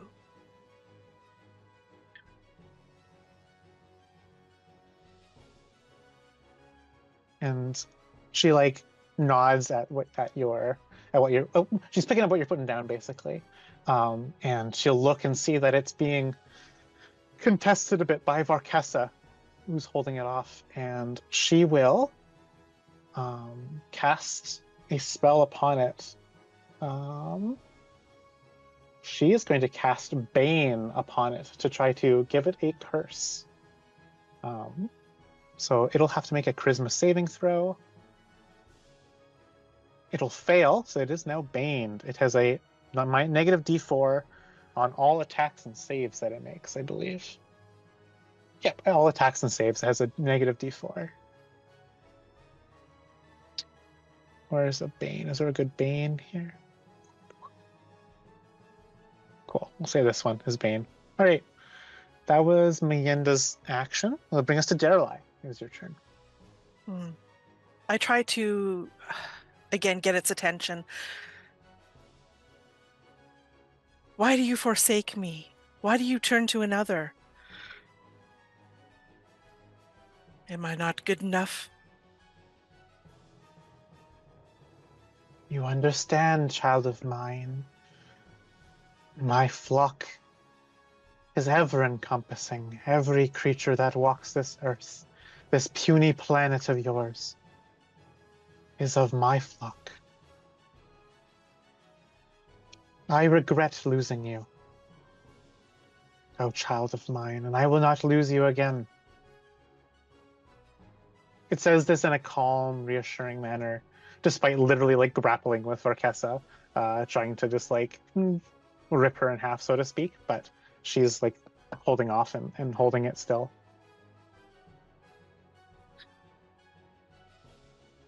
So it's not having the effect of breaking off with Varkhessa No. and coming towards me. No, it seems to be perfectly capable of holding a conversation with you, while in a melee with another. Why will you not come to me? I want to take a little bit of a step back. And I think, why will you not come to me? And I'll hold open my arms as if, here, come to me. Very well. And Varkhessa, you'll see that the avatar of Unity will like take a little bit of a step back and like disentangle the kind of the grapple, the wrestle that you've got going on with it, and will like do like a little half twirl in the air, to point itself at you, Daeralei. Can this be considered like the help action so that Varkhessa could get advantage on whatever she... Absolutely. We can say that Varkhessa gets advantage on her next action. If that's all you're doing for your turn, then Varkhessa. Yeah, and I think I would like to back up slightly more. I don't want it to be noticeable that I'm backing up, but I am trying to get away so that the avatar has to break from Varkhessa Mm-hmm. to get to me. Yeah. Okay. That'll bring us to Varkhessa then. It's your turn. You see that the avatar has like stepped away from you a little bit, no longer like intent on murdering you. Attention set upon Daeralei, and in this moment you've got advantage from her distraction.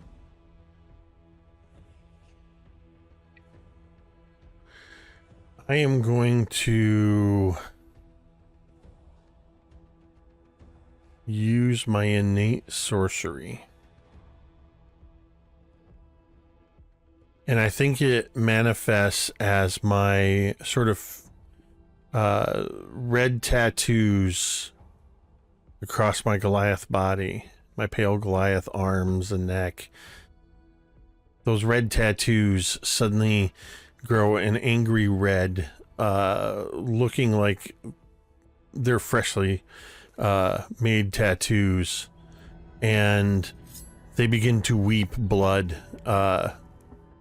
as my innate sorcery, as a bonus action, increases my spell save DC by 1 and gives me advantage on attack rolls of sorcerer points or sorcerer spells. This lasts for 1 minute. One of those things I should have done at the beginning of the fight. And then I'm going to cast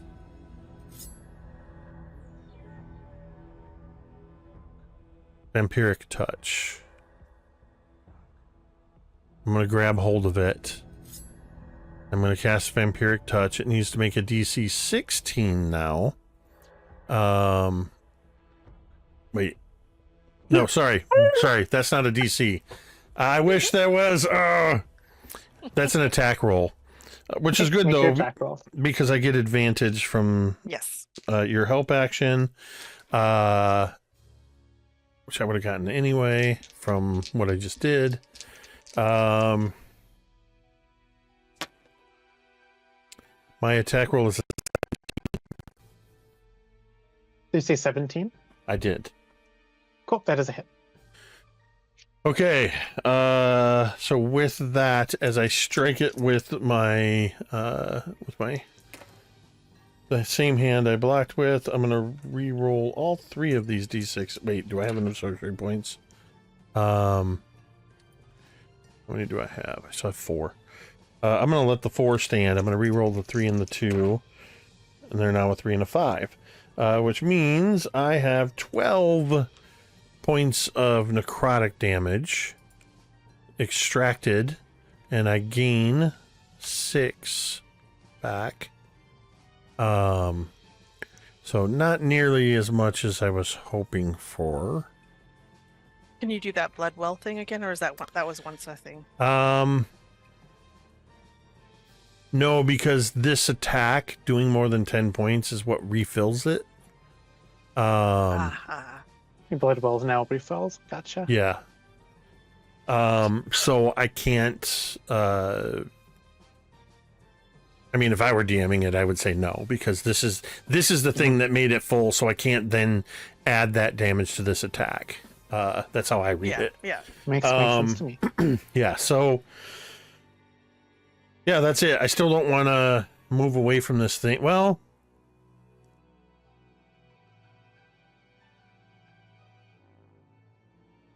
no, I don't want to move away from this thing to provoke an attack. I want to stay close enough that I can keep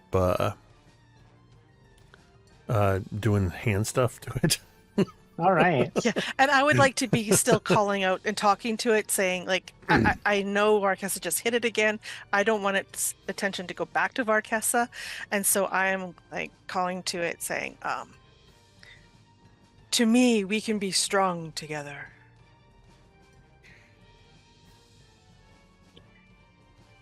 And so it is now the avatar of Unity's turn. Varkhessa, you will have an opportunity attack available to you. Oh. If you so wish. If you have a melee attack at your disposal. I do. As the avatar of Unity flies towards you, Daeralei. So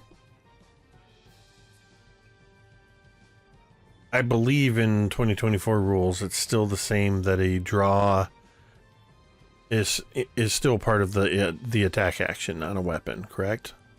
Yep. This is pure flavor. I do have a magic dagger that I imagine on Varkhessa's right inner wrist is one of the tattoos. It's probably the only tattoo that's not a traditional Goliath tattoo. It's literally, it almost looks like a pirate tattoo because it's a tattoo of a dagger. And this sort of tattoo, the blood just sort of dissolves into her hand as she reaches forward and stabs at this thing with a vicious dagger. That's, like I said, pure flavor. It could be taken away from her, disarmed. That's going to be... It's actually just a temporary tattoo. Yeah, it's just a temporary tattoo. So that is going to be a 22 to hit. That will hit. And it deals because it's a vicious dagger, it does an additional 2d6 of damage to any target it hits. So that's 1d4 plus 2 plus 2d6, and it's magical for the purposes of overcoming magical resistances. So that is a 4, 5, 6 plus 5, 11 points of piercing damage, magical piercing damage. At 11? That is correct. Cool. All right. As you stab and slash at it with your magical dagger tattoo, Daeralei, as its face comes so close to yours, as you can feel the haptic neurons in your eyes begin to go in the fritz as its presence clouds your mind. Please make me a charisma saving throw as it enters you. Okay, so first question. Is this kind of like a charm effect? Because I do have advantage on being charmed.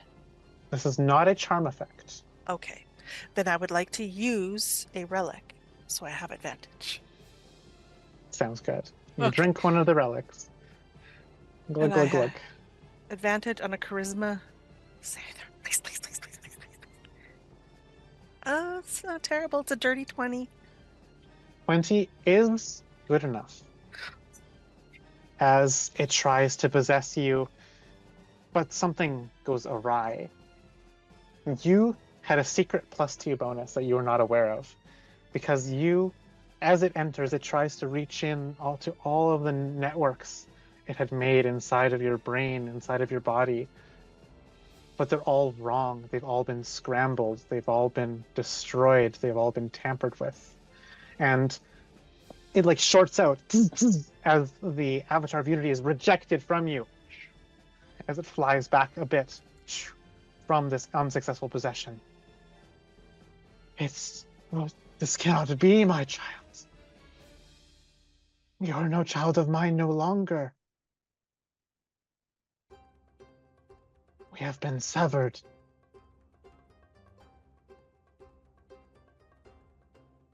What's happened? What was done to you? And that was its action and its movement. And that'll bring us to Mayenda, who will take this opening as she levels her hand out, her one good hand, as she has like her crowbar at her feet. She'll outstretch her hand and conjure a massive blast of lightning at the avatar. And that will be a strength saving throw by this creature. That'll be a failure. And that'll be 14 Nice. halved because of resistance to take 7 damage. Ah, shit, she says. We're almost there. It looks really weak, she says. And that'll bring us to the next person in initiative. Daeralei, it is your turn. So I think with those words, you are my child no longer. We have been severed.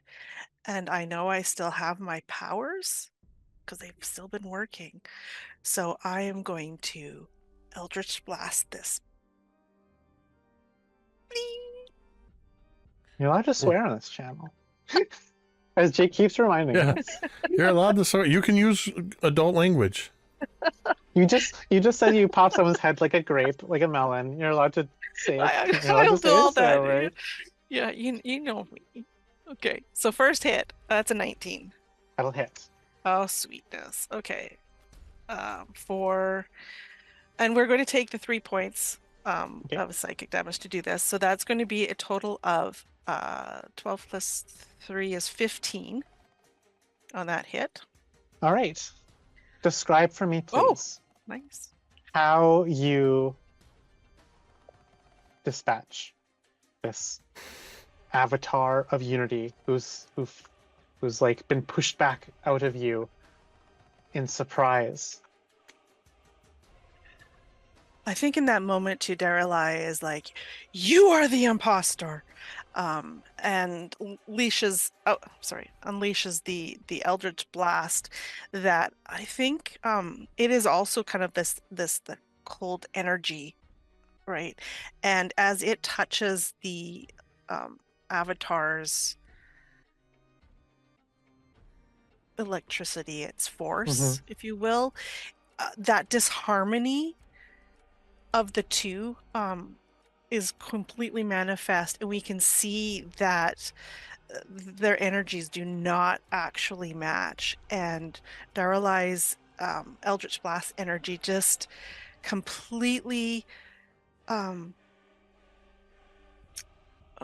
what's the word I'm looking for? Kind of like desynchronizes whatever is holding this avatar together, and it's like its power just kind of fizzles until it dissipates and is no longer. No! It'll say as it explodes in a burst of lightning. And that will end initiative as you're able to get your bearing once more, seeing the wounds you have, the bodies laid before you. You catch your breaths. Holy shit, Leanda says as she leans up against a rock and like clutches at a nasty wound on her one good arm.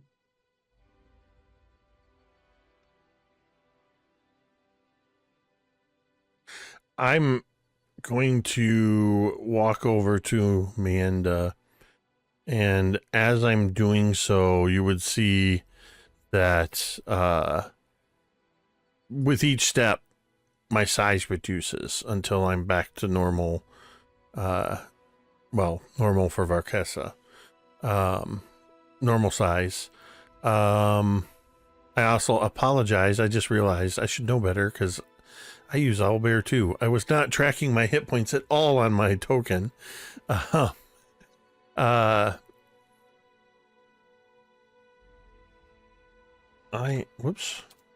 am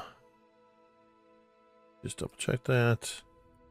Currently You at a 51. You take steps forward and pass out. Yeah. I dropped down to as low as 11 at one point, but then I didn't take any more damage, and I kept healing as I did damage. So, but I'm going to walk over to Meanda, who is looking in pretty bad shape. And I am going to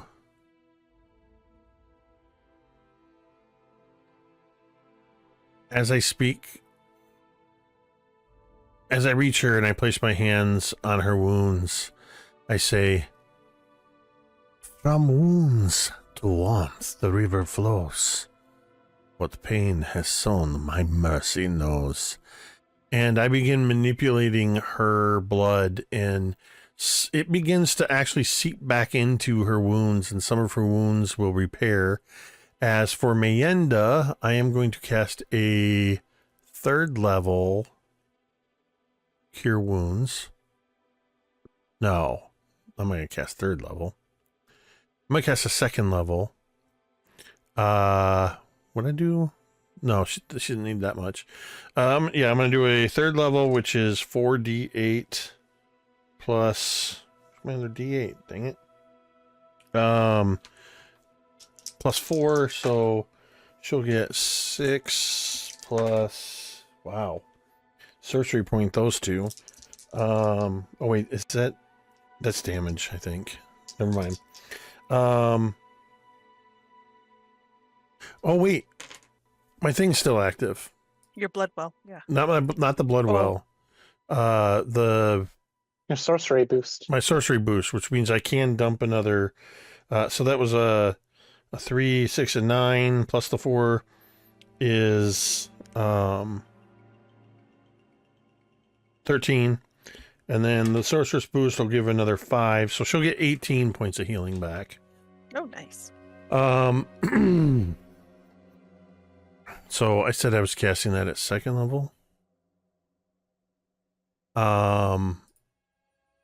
I am going to also cast a 2nd level Cure Wounds on myself. That's 4 plus 9 is 13, plus the 4 is 17, plus the extra d8. 23 points to myself. And then, Daeralei, are you wounded as well? I'm a little hurt. I'm not like terrible. I'm only down. I would like to take a short rest at some point, and I know we get hit points back from that, so I'm willing to wait. If you want to save a spell slot.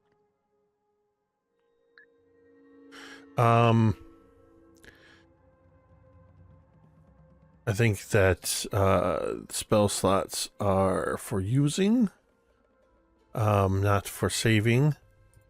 So Do you get them back with short rests? I don't think so. I'm not a warlock. Long rest. Yeah. I'm not a warlock, but I do have features that I can trade I gotcha. sorcery points and ooh, you're gonna get 12, 16, 22. I know you don't probably need that much, but I think you got one of the better rolls with the 1st level casting of Cure Wounds. And I think as I finish patching up your wound, and I look at my own hand, which has my own blood, Mayenda's blood, and Daeralei's blood, and I just hold it up between the two of you, the 3 of us, and I say, and now we have spilled blood together.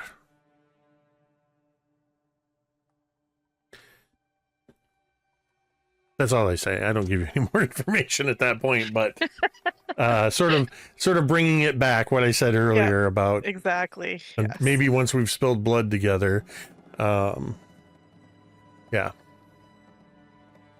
Having been healed by your magic, she'll like push along the rock and approach you, Daeralei, looking down at these bodies on the ground. They number 6 in total. She'll like kick one of them over so that like the tip over like to go onto its back to kind of see what we were dealing with. She says,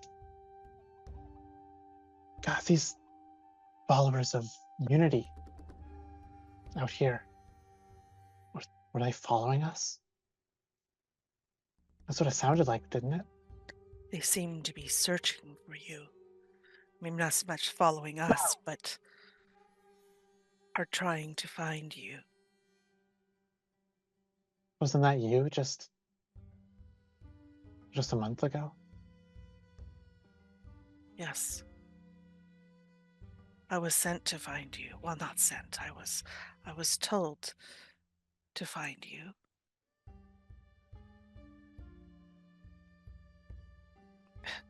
That was my first command.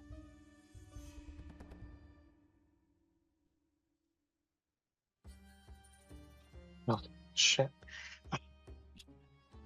I think Hellion had a point. But something is wrong. When it tried to possess me, our energies did not harmonize. So either I am changed or Unity is changed. But something is not right. She looks at your skull. And then she looks down at the skulls of all these individuals, and she like has like a little epiphany, like, wait. And she like lifts the hoods up, and she'll like kind of lift the necks up and show you, like, their heads, they've all been tampered with. Is this what Unity does? Is that what happened to you? And she looks up at your bandaged head. No. My original injury was from those crab-like monsters in the scar. And this more recent one was because of Hellion and his group. What was it? What was the Lord Maroon? The one that caught Marrow? us. Marrow, thank you. Marrow. Lord, I believe it was Lord Marrow, or at least one of Lord Marrow's minions that did this to me. I don't know what they did to me. But this was not Unity's work. Neither of these. But that. I would say if something's trying to get inside your skull twice now, that's quite the coincidence. What's in there? What's in there that so many people want?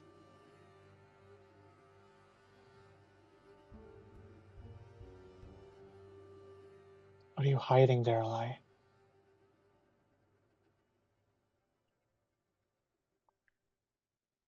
What's hiding in that skull of yours?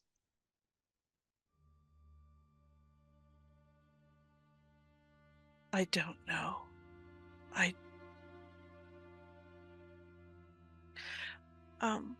Sorry, this has been too long, too many weeks. What did I overhear, was it Marrow saying when I was in, like, La La Land when they were... Well, let me pull out my notes. Yes.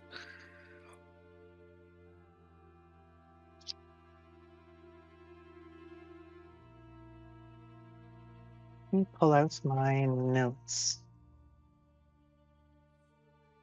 See here, the lattice of glaucites, circuitry threaded into the cortex. This is design, an implant, the work of Unity. Marvelous, isn't it? Oh, how my scalpel twitches in lust, said Marrow. This is all like a memory sequence that happens in the game. And the soft, even-tempered voice of the Red Ghost. Restrain your fascination, Marrow. This is more than flesh. This is Unity's will, buried where no blade should reach. Even broken, Unity places eyes and ears in unlikely vessels. The crackling, static voice of Hellion. Yes, I feel it too. A resonance, do you not see? She is proof. Proof that Unity fears me. Proof that it seeds spies, even among the exiled and the damned. Oh, but the possibilities, imagine, my lord. If I can map the signals, cut away the succulent meat and preserve the implant, we might trace Unity's whispers, a conduit to its secrets, a dissection of divinity. Look closer at the scarring. It was tampered with not by the Technic League, nor by Unity's own hand. These cuts, the impressions left on her skull, they tried to open her mind, to harvest her. Dominion of black methods, Nethalgul, Rushalik, Migos, collectors of gray matter and psionic potential. But the work was left unfinished, done in haste, and failed. They were interrupted. Otherwise, she would not be here. She would be a discarded husk, her flesh feeding their seed ships, her thoughts swimming, caged to her disembodied brain, floating in the bulbous pustule in a Niflgu's hide. She has been touched, marked as prey. The question, Hellion, is not what they did to her, but why they wanted her, and how she even managed to live. And that is fun. That is fortunate for us, then, that she lives. This drowse curse is my weapon now. Her pain, her scars, her mind, her very soul, tools to tear Unity down. Do with her what you must, Marrow. See to it a way to harness her connection to Unity. If her flesh is weak and unneeded, then so be it. Through that implant, a veritable gift in my lap, we will carve a path into Unity's silver heart. Of course, oh great. I'll peel her open with the care of a lover. Every nerve, every spark, every nanowire, until it sings Unity's secrets into your waiting hands.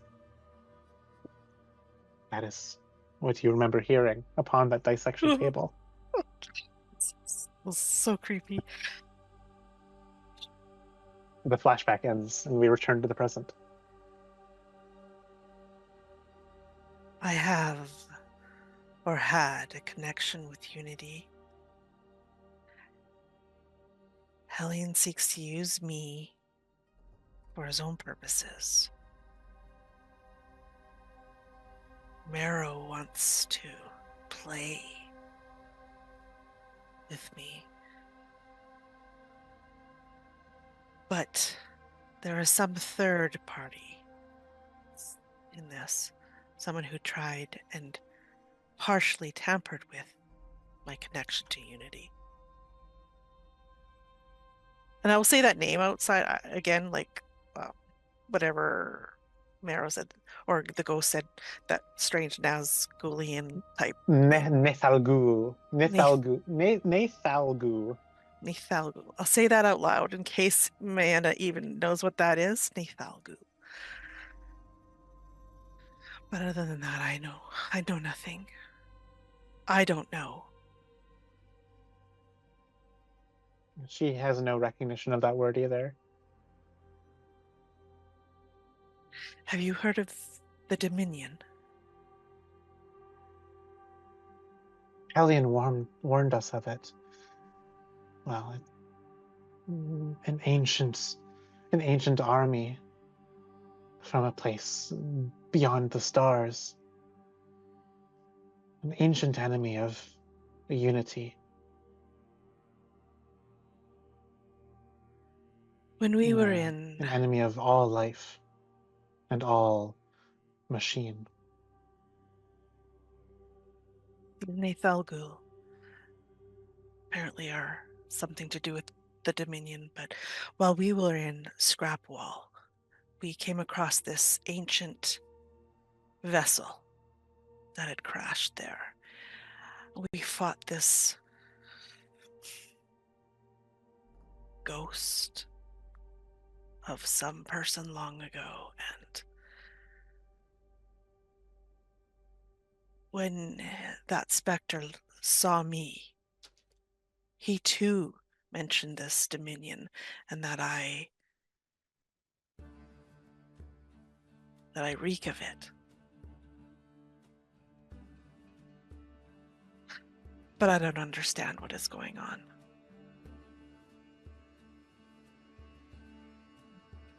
Again, with every answer, more damn questions keep popping up.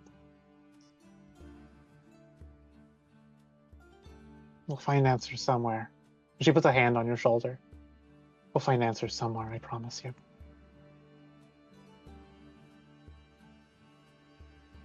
I hope so. And I hope, and I look down at the spot where like the avatar last was. I hope I did not do something foolish. That makes two of us. Well, I know that what it had in store for me I do not want.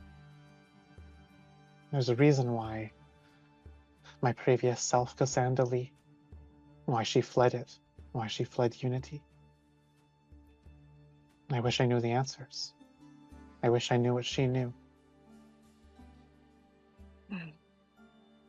The other thing I remember, not that specter, not only did it say I felt like the Dominion had touched me, or however he put it, but also that Unity itself had been tainted. I don't know what that means. I don't know what that means at all.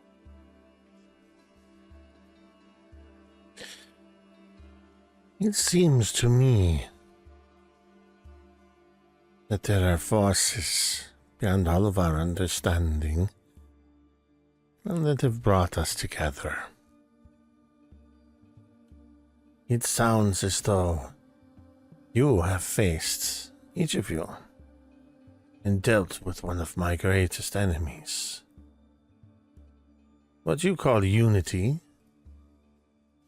or these ghosts and machines, I call the machine that sleeps. Are you familiar with the Black Seers? Am I familiar with the Black Seers? I don't think so. Gosh, no. And that's a No. question. That's a question for Manda as well. And she would also, like, no. The Black Black Seers, I can't say I've heard of them. The Black Seers were mystics and witches who served the Black Sovereigns, warrior kings of Numeria. We defended against the machine that dreams for over 9,000 years.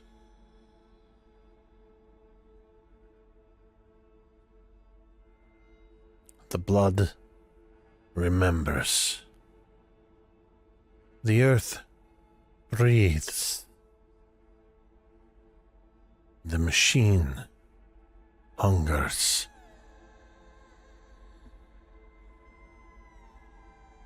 And I think I too will look in that same spot where this avatar was, and I think you would see a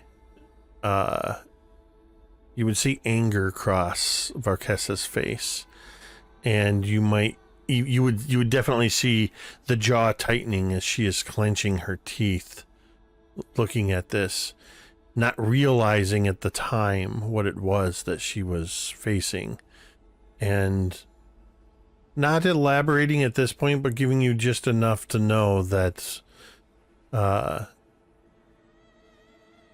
Varkhessa has just basically given you the chapter titles of perhaps a intricate backstory, possibly connected to what you're fighting with, what you've been dealing with.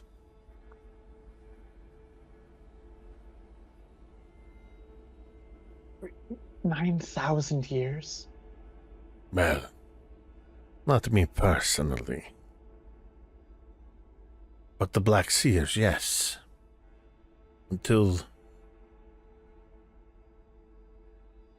they were chased out, hunted into isolation, and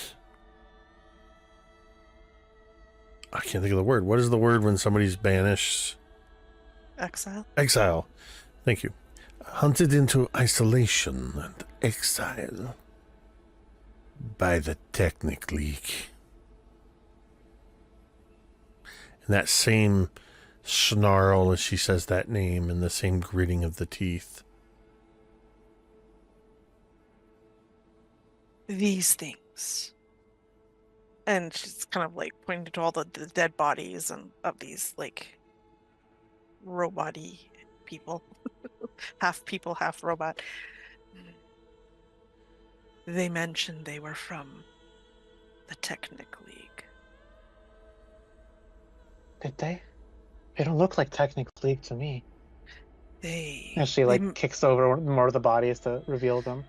They mentioned, and I know he is part of the TeknoAXE, Osman Zane.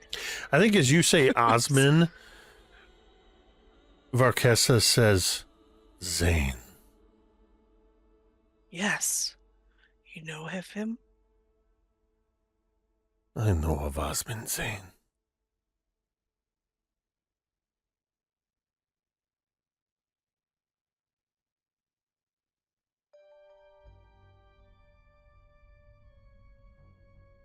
That's all I'm going to say because I can't find in my notes why I know him.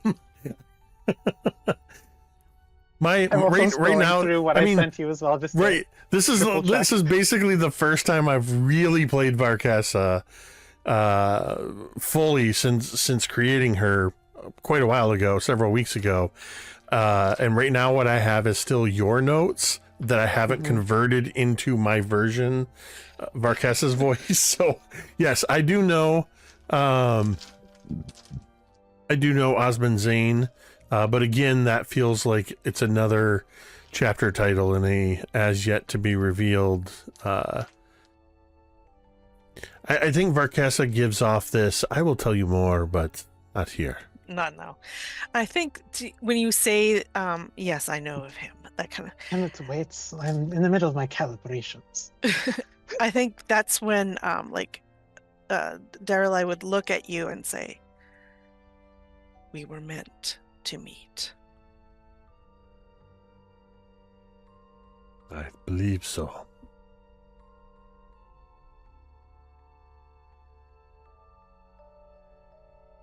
Well, we should not stick around here too long. These will summon carrion creatures. I think they've already arrived. And you'll look up and there's already vultures circling. I do not want to be here when the others come to feast. Oh, let's make haste then. Did they have any cool stuff? Like one had a gun. Yeah, you can loot them. Yeah, you can loot them. Yeah. You want to take some take some of the good stuff. Mm-hmm. 3 of them will have little blaster pistols. A combined total of 10 energy cells. And Mienda will grab one of these pistols along with the energy cells unless you specifically want them.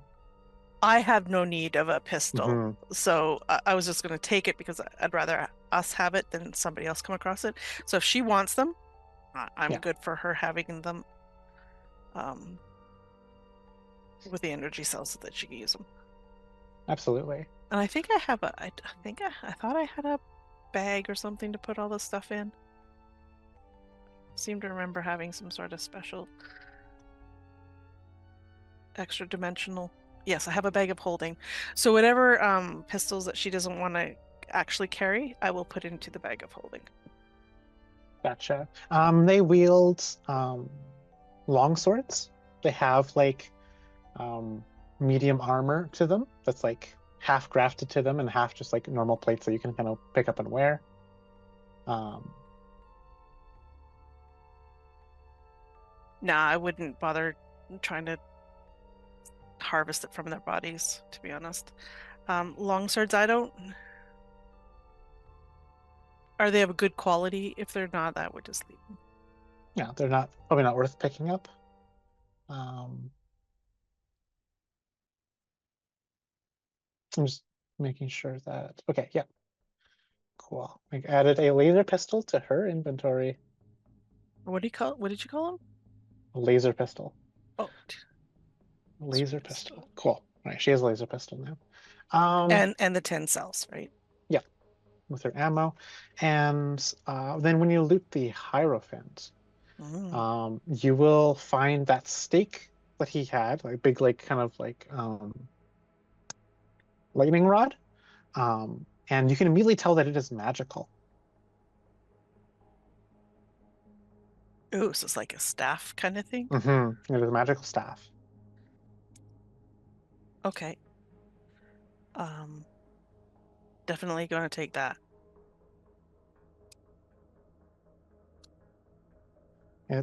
As of now, you are unaware of what its properties are. Yeah.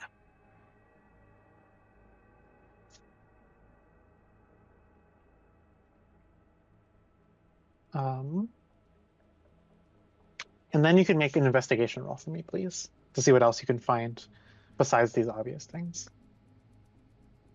15. You find some gold pieces in the form of silver discs, but they're still considered gold pieces. You find 6 silver discs Cool. in gold pieces, as well as a little note in one of the back pockets of the coat that this Hierophant wears. I can read any writing. You pull the note out, and it is so old and musty and blood-stained and like soaked through with some kind of like water or something. And it's like you try to unfold it, and it's like really creased and like stiff and stale. You open it further, the ink has ran just a bit. But you can see that this in this note is a simple child's drawing. It is of a tree, of a man with 2 smaller, like stick figure, like people next to him, and you see like 2 like large stick figure blobs that you think maybe could be cows. And it says in the most pigeon writing on the top with like some letters backwards, "Love you, Papa." Oh dear. Okay. And like the P's are backwards and whatnot, and the A is upside down, and etc.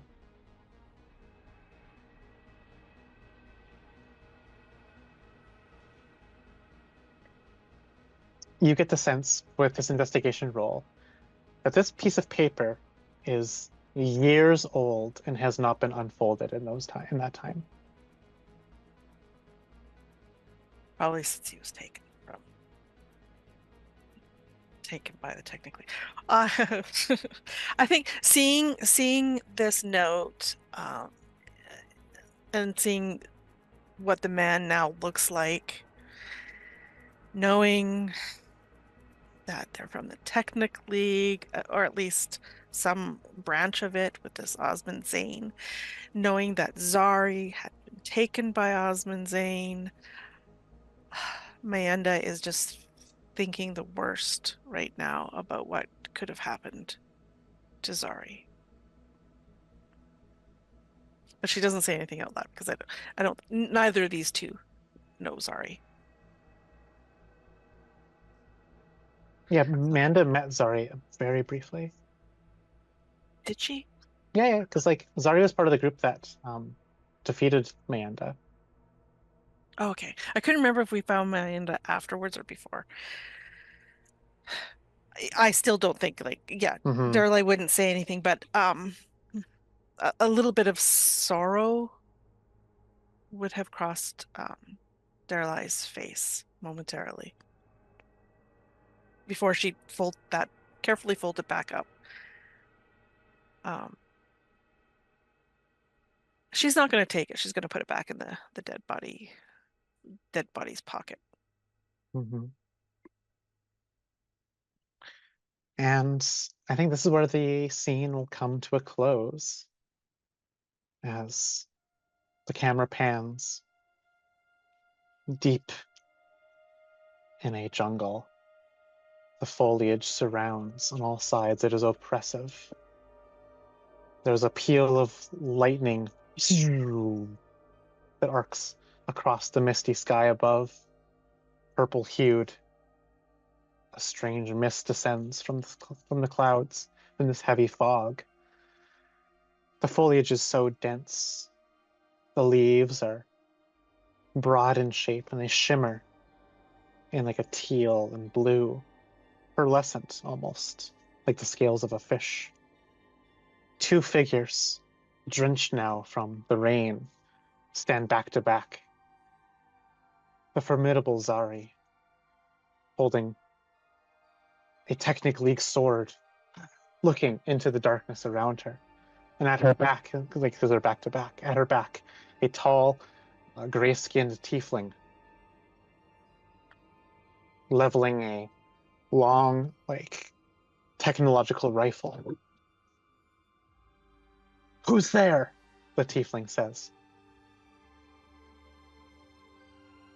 And that is when the session comes to an end.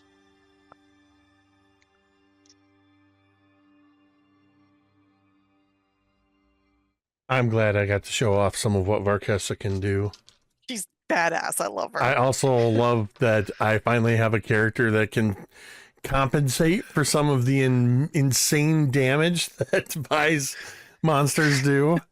I just use normal stat blocks out Listen, of various compendiums. I didn't go. All my monsters come from official sources. Just saying. I didn't go full min maxing, but I absolutely was looking for anything that. Well, mostly I was looking for blood theme stuff. But I was also looking for things that not only dealt damage, but that could give me boosts to healing. And we were halfway through that fight before I even remembered that I had taken cure wounds. I was down to 11 hit points, and I could have cast that at like 4th level. Even at 3rd level, it does like 68, I think, of healing. So, and I probably showed less than half of what she has that she's capable of.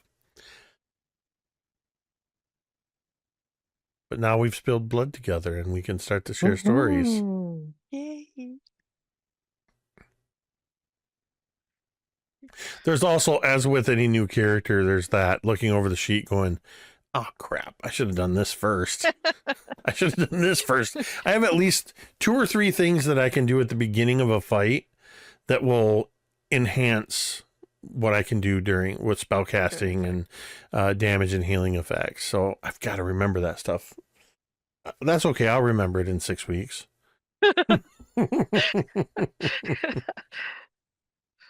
No, this was great. This was a great way to wrap up the 2025 gaming season, as this was our last live game of 2025. There will be pre-recorded one-on-one sessions that will be broadcast on Mondays at 8:30 p.m. Eastern for our 7 Dooms for Sandpoint campaign, which both Vi and Kaeryn are a part of. So we get to see their stories along with the other characters. But other than that, we will not be running any games or anything during the month of December. And all 3 of our broadcast games will be returning on the 5th, the 6th, and the 8th, respectively, of January 2026. With that, I want to say a huge thank you to everybody out there hanging out with us. Shout out to Carrie for dropping some bits, and to Miko throwing out those 5 community subs, giving us that domain relic boost. Thank you to Miko. And everybody hanging out in chat. Of course, we always appreciate that. Also, if you are somebody who likes to lurk quietly in the background during our games, or maybe you're watching later on VOD, know that we appreciate you and hope you enjoy our presentations as much as we enjoy playing these games. And of course, a huge thank you to everybody around this table, to our Game Master Vi, to Kaeryn, to, though they were not with us, they were definitely with us in spirit, Sara and M, all of whom, without whom, would just be Vi telling awesome stories by herself for a couple hours. With that, we are going to go ahead and end this stream. and the 2025 streaming year. The same way we end every stream, and you can say it with me if you want. Monarchical. The blood remembers.